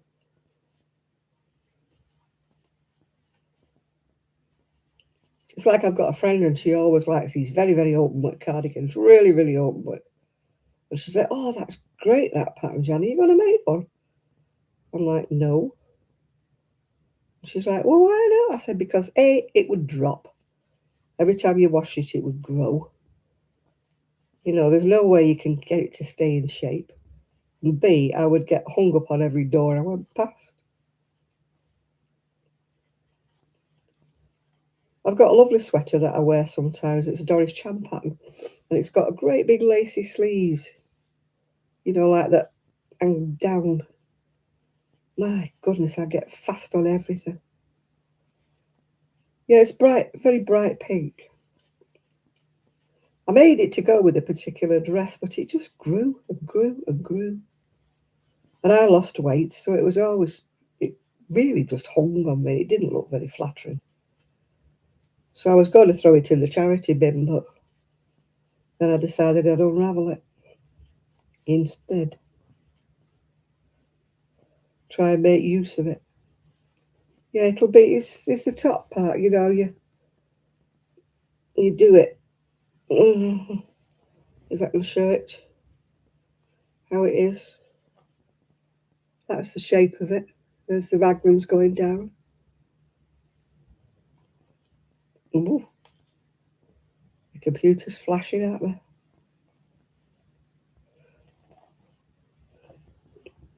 I think I've got to do about 10 inches on the raglan. I don't know how much I've done. Got a tape measure here somewhere. Oh no, I can still hear the wind. It's nearly there. It's 9 inches, maybe another row or so. It just depends whether that'll go around my arm, and I think it will. I don't want to make it too big like the last time. Will that go around my arm? Oh, it will. By the time I do my underarm bit. Oh, maybe it will.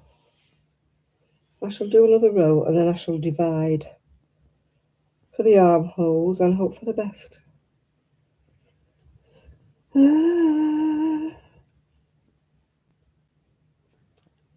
Da, da, da. That's the trouble when you're winging things and you don't have a pattern. You just have to do guesses. Is it long enough? Yeah, I think it might be. And then it's either too big or too small. You pays your money and you takes your choice.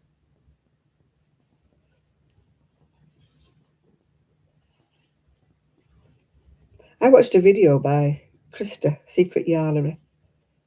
She made a very good video. She was saying, you know, why do you only ever like crochet blankets? Are you scared of making garments? And she showed, you know, like about 4 or 5 very basic garments, you know. And she's saying, why don't you do that? I say that to lots and lots of people who say, oh, I can't make anything to wear. And I'm going, why not? You've only got one stitch to unpick if you go wrong. just keep trying something on, and if it's not coming out the right shape, it's not the end of the world. You just unravel what you've done and start again. You know, the first thing I ever crocheted, I was 13, and I crocheted myself in very fine yarn. It was only 3-ply, which I don't know what it is in US, maybe a weight number 2. And it was on a fine hook, 3mm, and I crocheted myself a sweater, and that was the very first thing I crocheted. And what I did was I laid a sweater on the bed that was the right shape and size for me, and I crocheted to fit that shape. And it was lovely. I made this lovely sweater. And I thought I was 13 and I'd never crocheted anything in my life before. And yet other people who've been crocheting for years and years never vary from a blanket. They never ever make anything to wear. And I'm like, why not? Why are you so scared?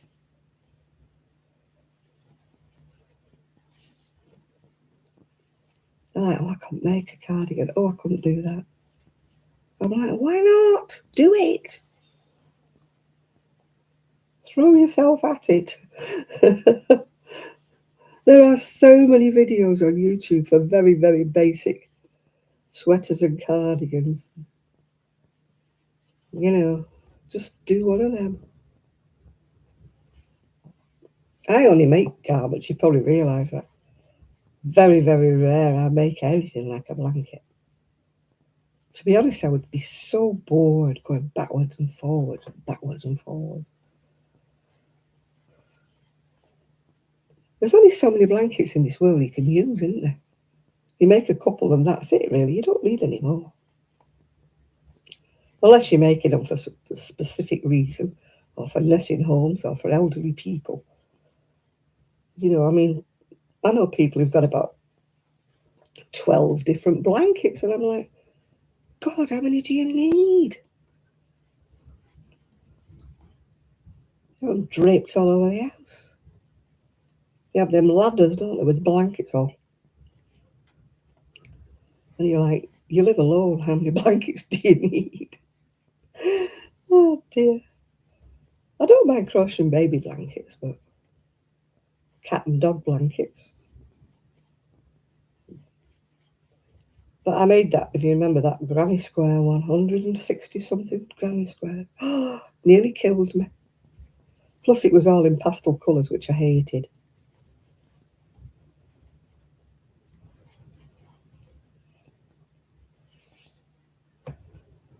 That's why I've done a lot of the baby cardigans. It's only, I bought enough wool at the time to make 2 great big throws.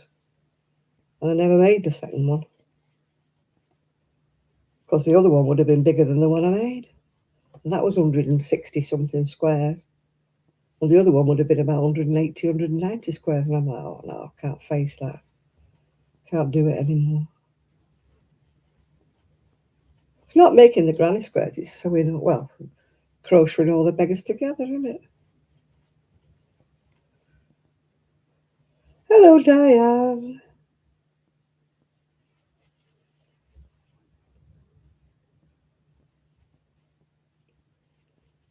Hey, I think I'm cooling down a bit.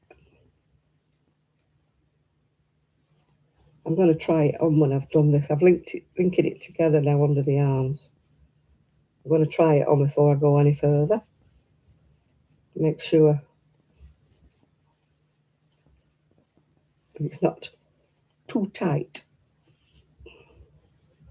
Or worse still, too big. Does anybody understand this negative ease and positive ease? I wish they'd just say it comes out 2 inches bigger. You know. I'm like, negative ease, positive ease, what do you mean? I don't understand. Me no understanding.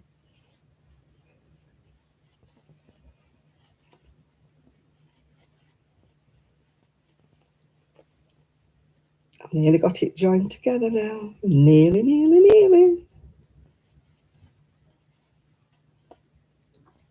No, it's still windy out there. I thought it had all died down. At least when I'm in my bedroom, I'm sandwiched between two rooms and I can't hear anything. It's great. I'm like in a little cocoon of quietness. I don't even hear them when they're clattering about in the kitchen.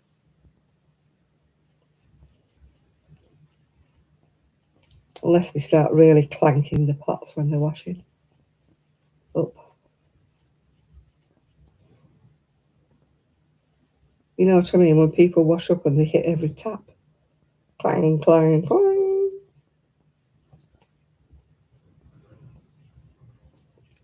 Right, I'm on the last bit and then I'm going to try it on. See whether it's the right size. See if I've just guessed right.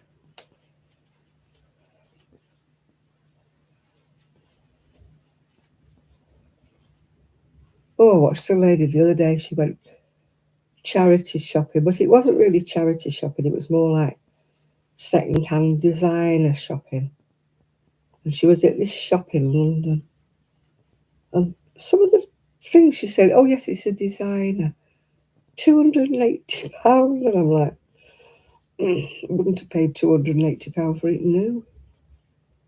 And she said, you saved about half price with that. And I'm like, what?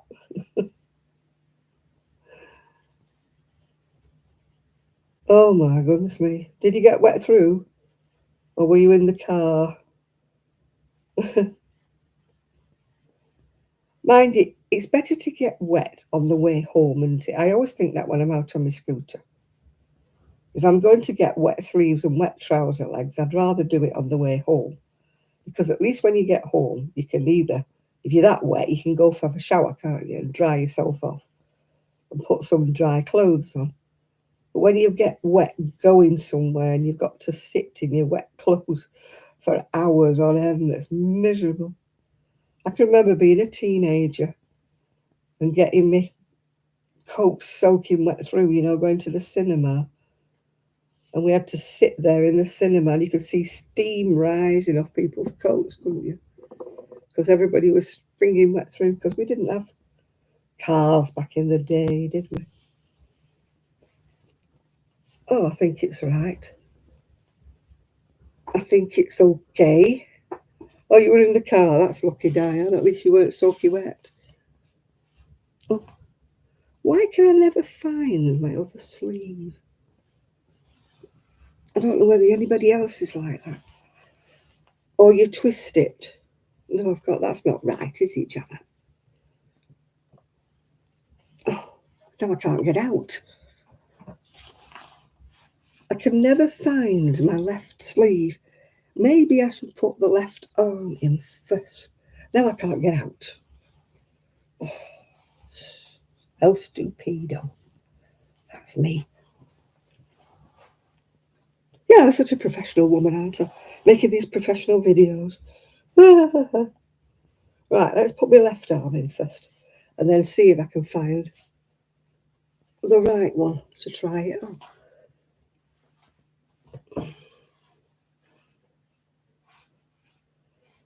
I never used to have this problem now.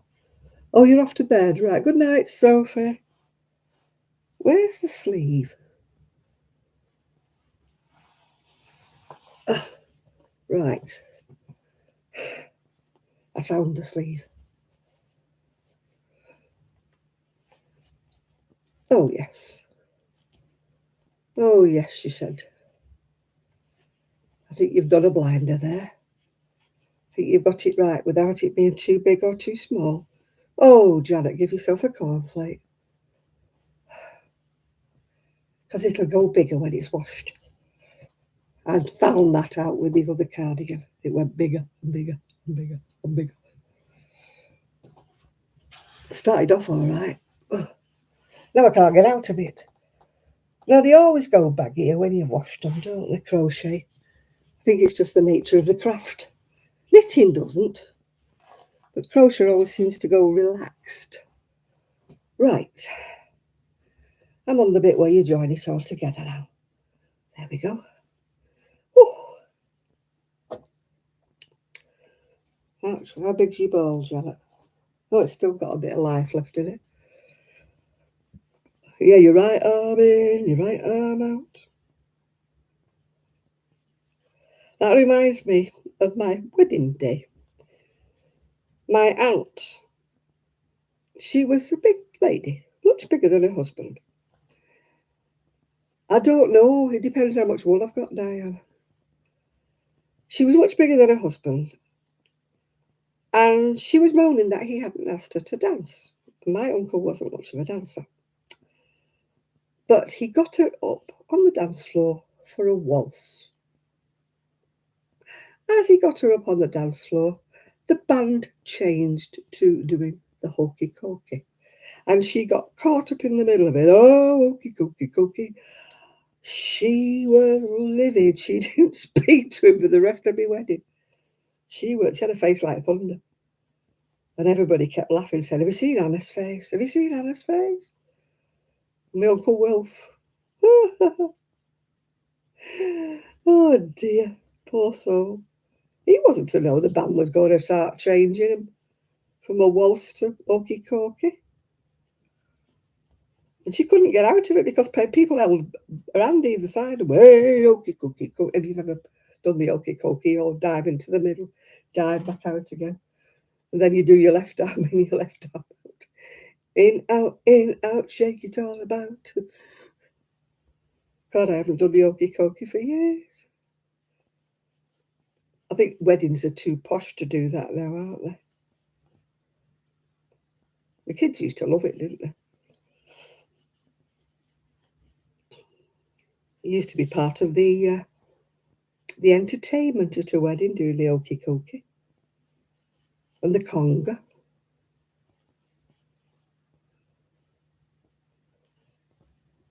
Bet you've all done the conga, haven't you? Oh, can you do the conga? Can you do the conga? Ay, ay, ay, ay, ay, ay, ay, ay. You can tell I come from up north, can't you? Common as muck.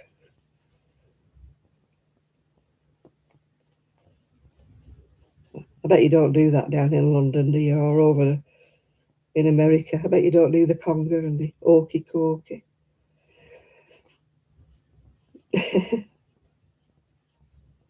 Or that other one where you sit on the floor and you bang either side, don't you? Don't know what that's called. Everybody sits on the floor and gets all their best clothes filthy dirty by sitting on the mucky floor, doing this like row the boat thingy-majig. I don't know what that's called.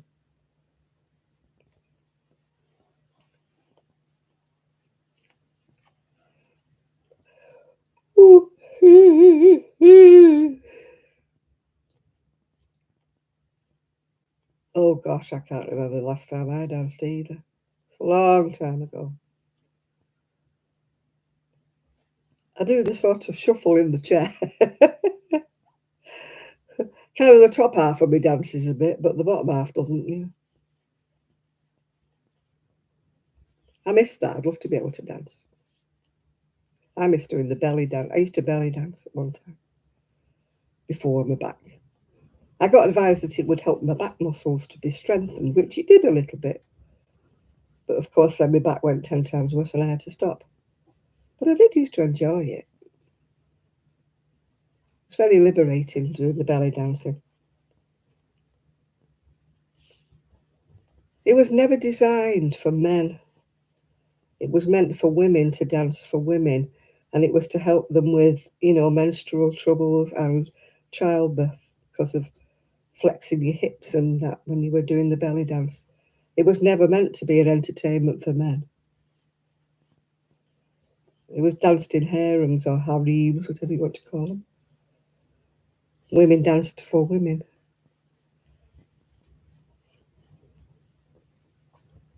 Yeah, it's been about 20 years since I did belly dancing classes. I loved it. Absolutely loved it. Until my back decided it didn't love it, yeah.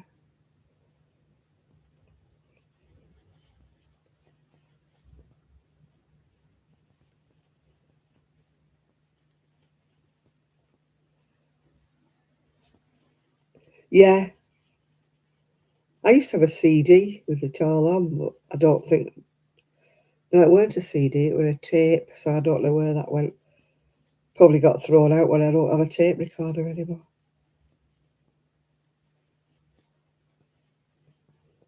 It's like Arabic type music, wasn't it? Or Turkish music, wasn't it, really?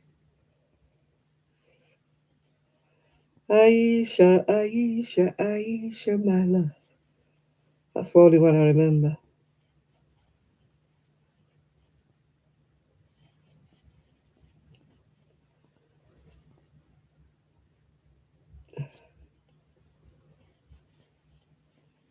Yeah, we used to go to, it was called like the ballroom thing. It was above it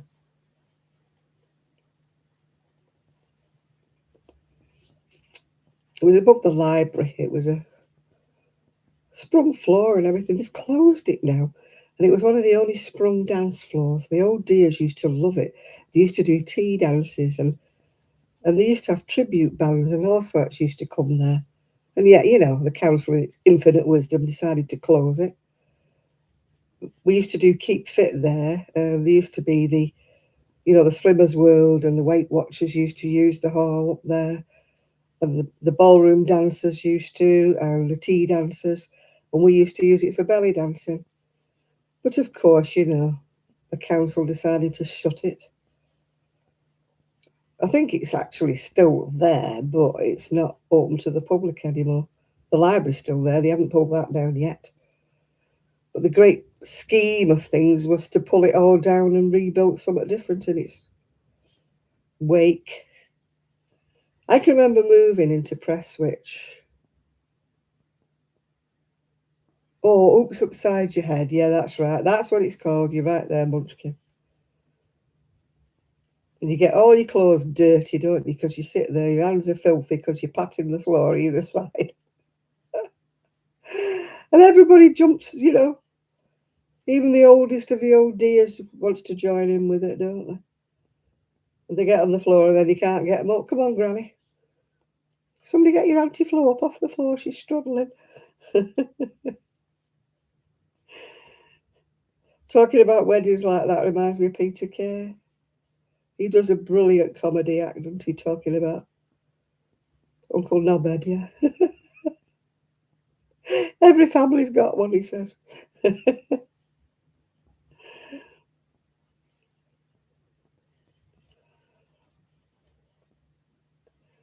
he used to do that dad dancing across the stage, wouldn't he? He still makes me laugh, even though I've seen it many times before. If I see it on YouTube. You never heard of that dance? Yeah, everybody sits on the floor and it's like oops upside your head. And everybody leans to one side and pats the floor one way, then you pat the floor the other way, then you go backwards and then you go forwards. And everybody's sat with their legs like, I can put it, you spread your legs out and the person sits in front of you with their legs spread out. And then the next one's, and you're sitting like in a sitting down conga type of thing, yeah? And then you go backwards and then you go forwards and then you go side to side. And when you go side to side, you've got to pat the floor on the side you go over. Yeah. It must be a northern thing, I don't know. Yeah, garlic bread. He came into Asda, well, it's Walmart in America, when I worked there with his wife. Lovely man, absolutely lovely.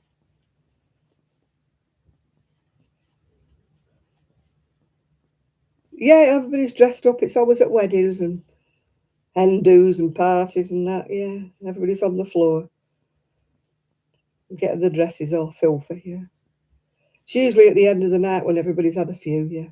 Yeah. No, I met him and he come walking down the aisle with his wife, and I'm thinking, oh, that's Peter Kay. And guess what I was doing when Peter Kay walked down my aisle? Filling up the garlic bread. I thought, how ironic. I didn't say anything to him. But a little girl come running up to him and she said, is that you, Peter? And he bent down and he was talking to her. He was absolutely lovely. And anybody that come past and said, "Hiya, Peter," he was like, "Hiya, how you doing? Are you all right?" Absolutely brilliant. No, don't talk to me. I'm famous. There was none of that. He was absolutely charming. You know, not too big for his boots or anything like that. You know what I mean? I mean, you see some stars and they can't go away, go away. Can't be bothered to give you an autograph or anything. Yeah, he bent right down talking to this little girl. She would be about 3 or 4 year old, and she went running up to him, and he talked and talked to her. And her mum's like, "I'm sorry if she's bothering you." He said, "It's all right. She's not bothering me at all." He was lovely.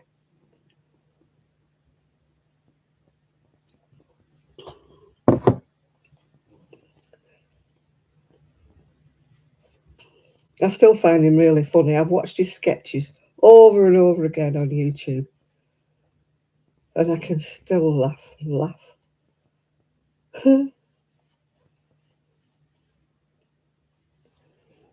He's funny without being crude, if you know what I mean. Some comedians have to resort. Oh yeah, that I misheard the lyrics. Yeah, I like the way he goes. "Mm."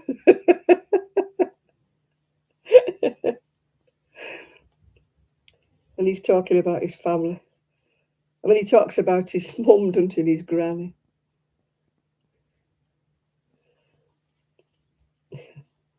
When she leaves him messages on the answering machine, "It's me, Peter. It's me. I'm your mother, and my number is."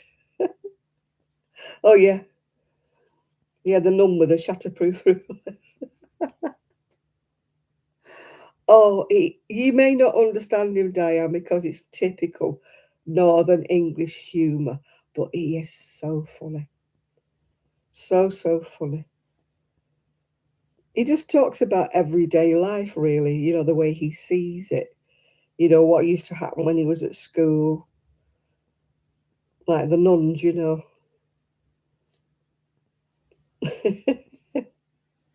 And he talks about weddings, you know. He has a very thick Bolton accent, yeah. People may not understand him, yeah. When he talks about, like you said, phoning from, you know, "Eve, I was still in Mallorca, it'd be 5 o'clock, I'd be down by the pool."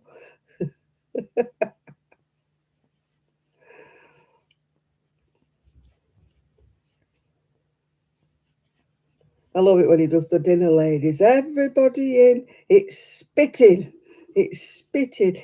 It's that that fine rain that wets you through." Yeah. Oh, I love it. Yeah, when he changes the "Hiya, Magali." Yeah, that crisp packet. No, it was Quavers. It was Quavers Munchkin. Yeah.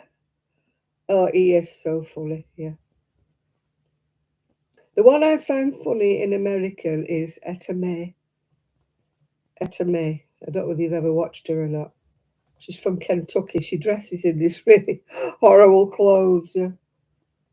And she's always talking, and she'll be saying, "Some, have you come here, Skeeter," or something. I can't always find American humour funny, but I do like Etta May, yeah.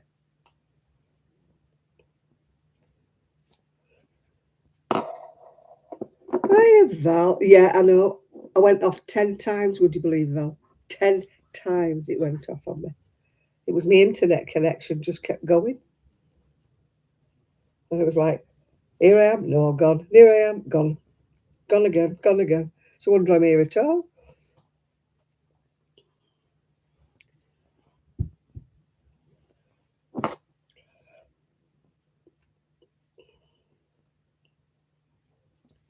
Oh, I've got hiccups now. We're talking about Peter Kay before. You never heard of Etta May? Oh, she's from Kentucky. She's very sort of how can I put it? White trailer kind of. or she portrays that she's white trailer trash. She probably isn't. It's just a kind of a persona, let's just say. But I find her really funny. I used to like, there was an American comedian, and he had about 5 kids, and he just lived in New York somewhere in one small apartment. I can't think what he was called. I haven't seen him for absolutely ages. It's funny how sort of comedians are like the rage, and you see them on every chat show, don't you? And then after about a year or 18 months, they just all vanish, don't they? You never see them again.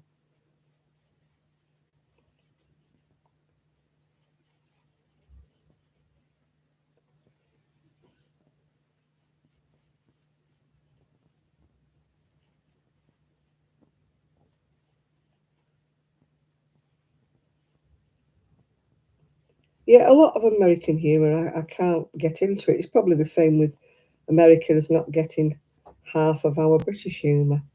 It's kind of a cultural thing or whatever.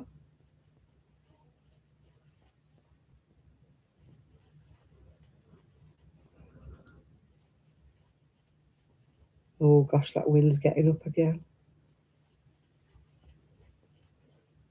Hey, by gum, it's windy.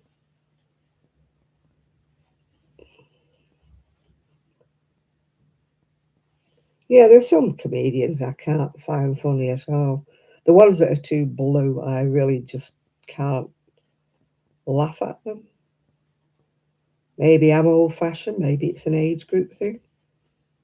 But when they swear all the time, and Stuart Francis, I've not really heard of him now. But when they swear all the time, I hate Roy Chubby Brown. I think he's disgusting. I wouldn't cross the road. Well, I cross the road to get away from him. The dogs are upstairs. The family's here. So the dogs are being good. Stevie Nicks, oh God, I used to love the way she dressed. Well, I still do. I love the way she dresses. She wears like recycled wedding dresses, doesn't she, and everything. She has my kind of taste in clothes. Really, really boho hippie. No, I cannot find something like Roy Chubby Brown funny at all. It just makes me feel sick.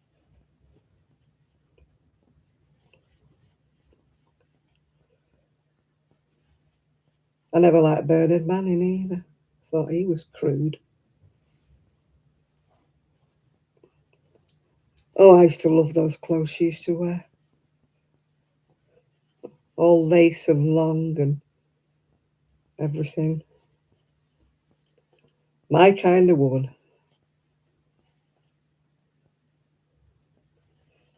No, as I say, I don't like crudity in comedians. I just don't think they're funny. It may be an age group thing, maybe younger people think. I mean, I've only ever seen her on the telly, obviously, Diane. I don't know if she's ever been to England, but if she was, I probably couldn't afford the tickets to go and see her.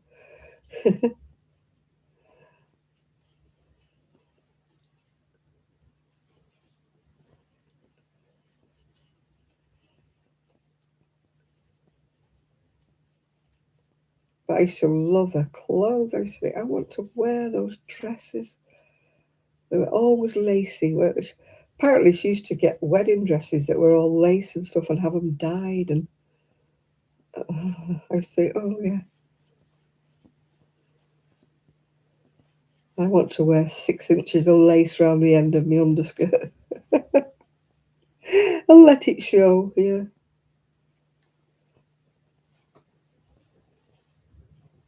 I've got one dress that was too short. So I bought this lace that was about yay deep.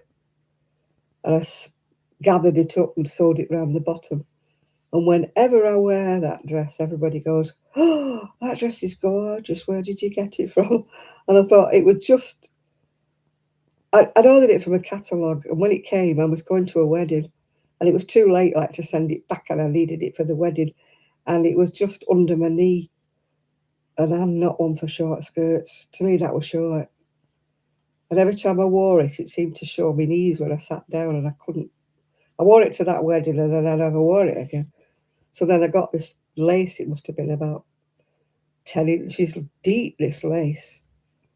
And I gathered it and sewed it all around the bottom. I felt very Stevie Nicks.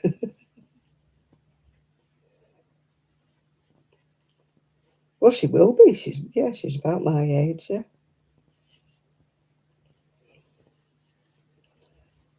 It's funny, you see on Facebook, don't you, some idol that you remember as a teenager, and they say, and he's now 82, and you're like, he can't be 82. It can't be. Yeah, I can't even wear dresses that come halfway down my calf. They've got to be down to the ground, my skirts, my dresses. Anything, even ankle length, I'd have to wear long boots. If I had anything that wasn't full length, I'd have to wear long boots. I've got my Doc Martens with the red roses up embroidered up the side. I have to put those on if the skirt's not long enough. I cannot bear to show a leg, if you know what I mean. That's why I never wear pedal pushers or whatever you want to call them, capri pants. I did buy some. I bought a white pair. Was it last year or the year before, thinking I was going to wear them, but I just didn't like the look, where you've got like your calf on view. No. I tried them with trainers, I tried them always, but I just didn't like them. They're in the wardrobe, but I won't be wearing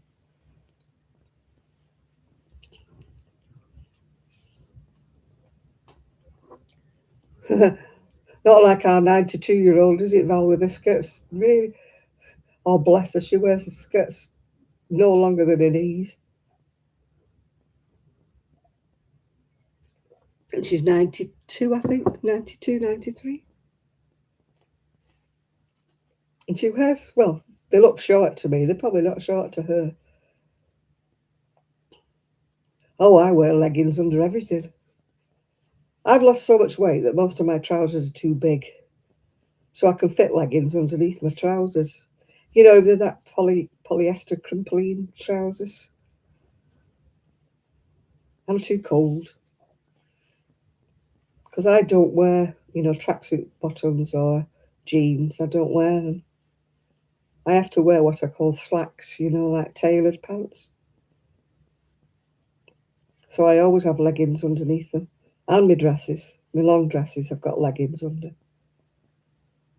Especially on my scooter, because, the minute you sit on the scooter, the cold wind hits your knees, As you're driving along, it's like you're in a constant breeze.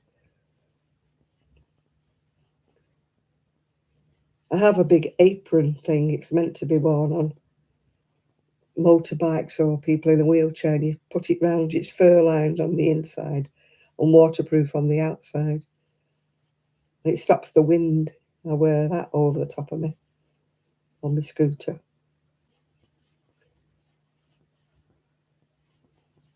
I can't do with wind, especially around my ears.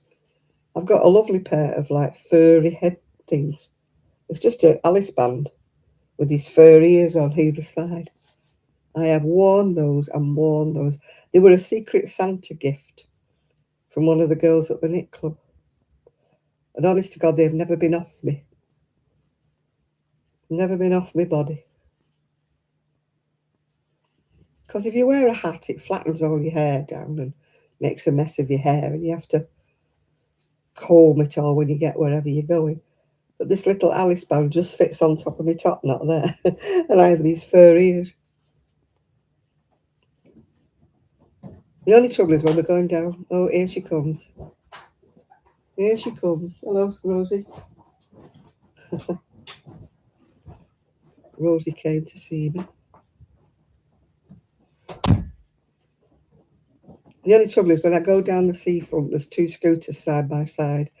And my friend is not a very clear speaker. She does tend to mumble a little bit.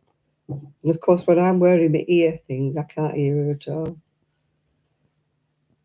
I keep saying we're going to have them walkie-talkie things, like breaker, like the CB radios when we're travelling in convoy down the seafront.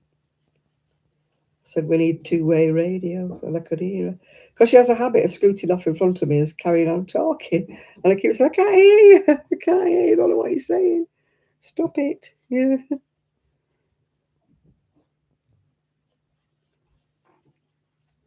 We get comments, Thelma and Louise, we get called because we travel down the seafront in convoy.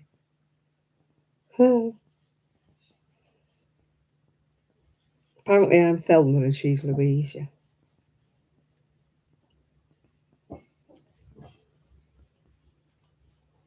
I'm going to have to put this down again. My hands started hurting again. At least I've got all that done, haven't I? I'm getting somewhere. It might actually get sleeves. It may be short sleeves, but it may get sleeves. May finish up as a bolero instead of a cardigan, but still. It'll be wearable, maybe. Oh, yeah, we go. We go to the cafe on a Thursday together. I keep trying to get her to come to knit club, but she doesn't craft really. She could come to the afternoon one or even the morning one. She doesn't do night time. She tends to go to bed very early.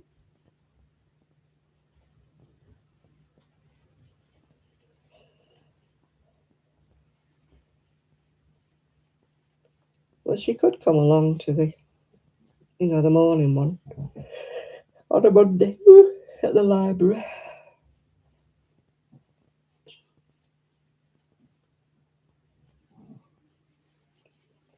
I'll try and persuade her to come.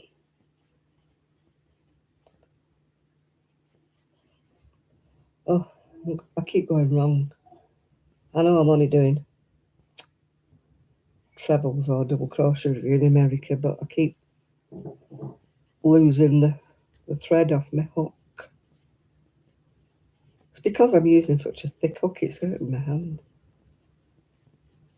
I'd rather crochet with something like a 4mm or a 450, 5 at the maximum, 5mm, but oh shush Nathan, don't put the mockers on it.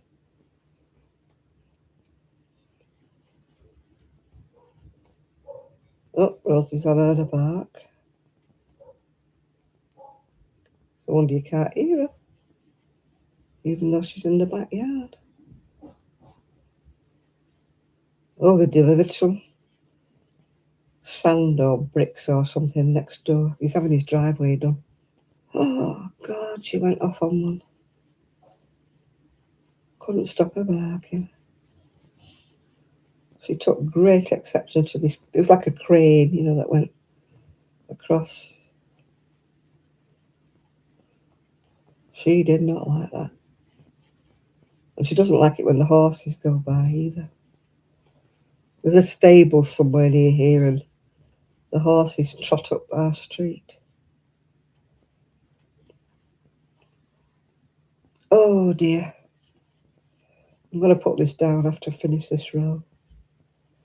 At least I've done something today. I've got a baby cardigan. I've got half a sleeve to do and sew it together. Do the bands. I was debating whether to do that when I was on here. But then I started unravelling this morning. I didn't do it last night. I started doing the crochet this morning. I think I unravelled it last night. Notice I didn't say frog. I don't like that word.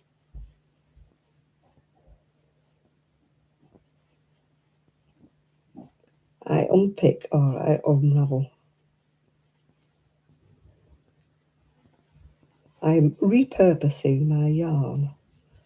Waste not, want not, as my mother would say.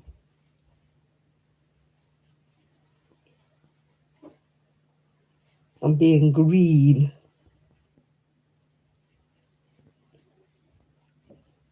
My mum used to do this all the time. I'm sure your mums and grandmas did.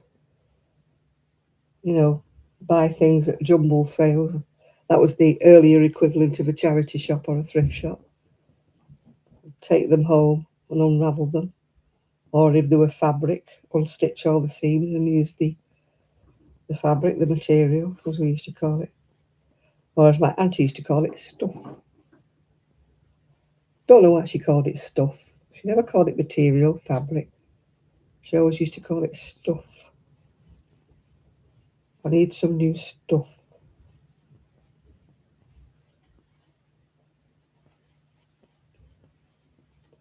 I bet I haven't got any pink buttons.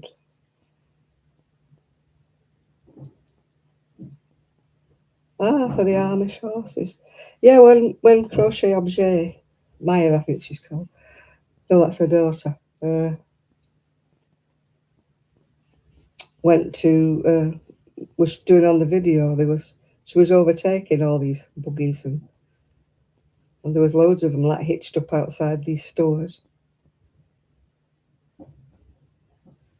They went in one. I think it was an Amish store. There was all these pickled jars and things and all sorts of things you've never heard of, you know, in jars. I don't know whether she's bought anything. No doubt when she goes back to Israel, she'll probably do what we bought while we were away.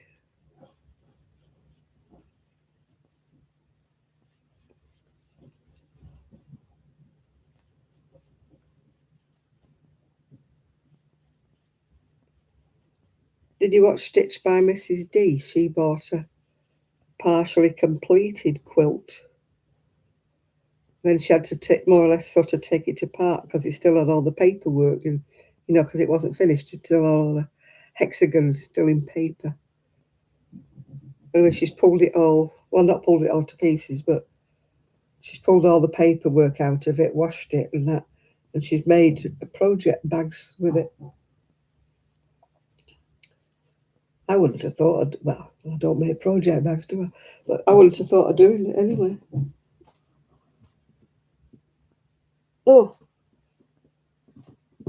I wonder how long that will do on the body of that. I shall carry on with it tomorrow if my hand isn't hurting too much. See how far I get. It's getting near the witchy now, girls and boys. Nearly time for me to go to beddy bows and my straps drop down. Excuse me, people. I think this bra should have gone to the knackers yard as well.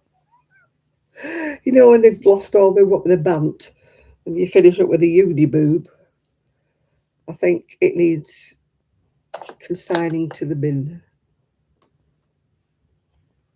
Oh, I need to put my glove on. My hand is really hurting me. These are compression gloves. In fact, they're rather dirty. They need washing. But they're the best ones I've bought. I bought some grey ones. Well, I bought 2 sets of grey ones. I bought those. But they're too small, too tight. And I bought another pair that are too tight as well. A grey pair. I don't know where they've gone. I thought they were in here.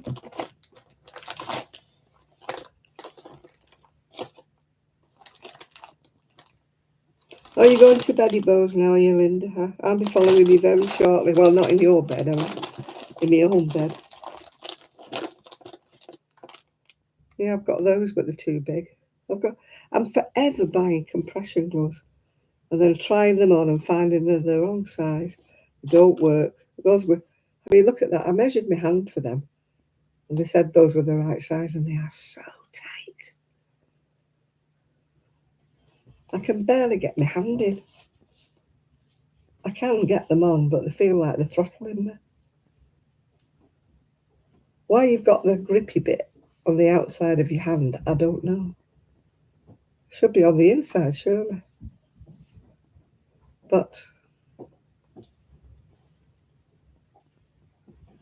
yeah, I've got another pair of grey ones, but they're too tight. These are too tight. They would Well, the dots are on the wrong side, aren't they? You know, they're on the top of your hand. So they're being on your palm. I could understand it if they were on the palm. No, I can't get them off because they're so tight. They give you measurements on Amazon and places. You know, measure around your hand and pick small, medium, large, or whatever. And I've done that each time I've ordered compression gloves, and they've either been too tight or too loose. But these came out exactly the right size they said they were going to be. I've got two pair of blue ones and a pair of these pinky ones. I should order some more. I ordered them, but you know, I'm forever ordering gloves that I finish up not being able to use. I've got a whole selection. I've got even more in the bedroom, in a drawer. No, I don't know where the grey ones went. They're not there. Shall I have a toffee? I'll have a blue one. Yeah, I think this should be on the palm side. But these are the best ones. And they were, funny enough, they were one of the cheapest pairs. Well, two pairs it was. The cheapest ones I've bought. And yet they've turned out to be the most useful. You know, I've paid a lot for some pairs. And they're just, you know, because you can't try them before you buy them, obviously. You're buying them off eBay. You've just got to take their measurements for gospel. Measure around your hand and then order the right size, which is what I do every time.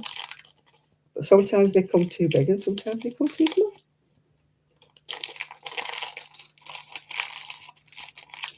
Yeah, everybody said that, Mimi. They all said, are you sure you're putting them on the right hand? I said, yeah, but the thumb is round here, so you can't put them on the wrong hand. Otherwise, the thumb would be, you know, the wrong side, wouldn't it?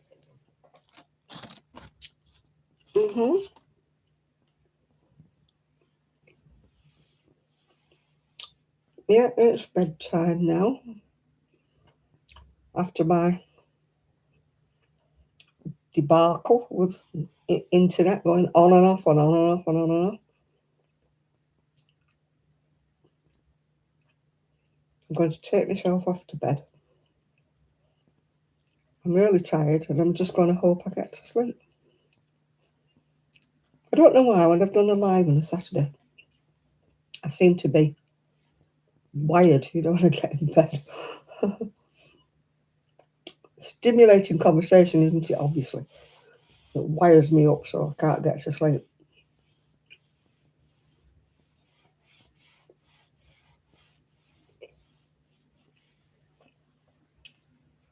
Yeah, I've got some books.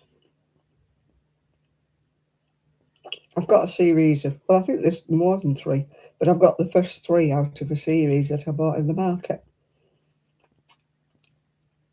It's a guy on the market. He sells brand new books, but he sells them like a discounted price, much cheaper than Amazon and that. And they're all new, brand new. They're not second-hand or anything. So I've got this. I think there's more than 3 in the series, but I just bought the first 3. I haven't even started them. Yeah, it's nearly Cinderella time. 2 more minutes and then I'll be off, Nathan. So I have to thank you all for staying with me and finding me again after all the on and off, on and off, on and off. It was very frustrating because it kept connecting me, and yet everybody else on there's going, oh, we can't see her. It's a black screen, and I can see myself, and it's telling me I'm live. And yet nobody could see me. And I'm talking, I'm going, I'm here, and then boom, I've gone again. Right, I'm back again. Nope, gone again. About 10 times it did that. And then eventually it said, we can no longer try to connect you. So that's when I started all over again. Oh, I swear. When I've won the lottery tonight,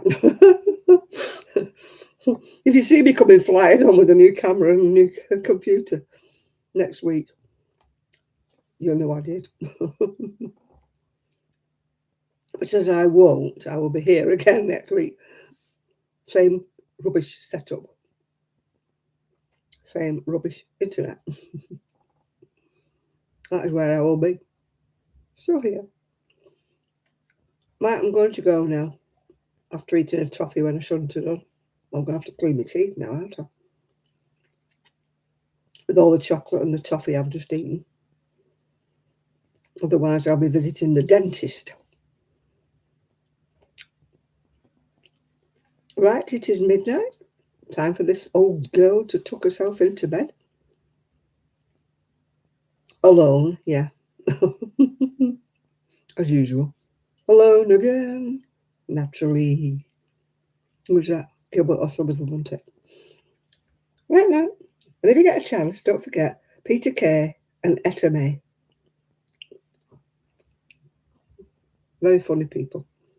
Night, Val, night, Mimi, night, Nathan, Chris, Diane, whoever else around, Sally, Munchkin. Night, everybody. See you all soon. Bye now.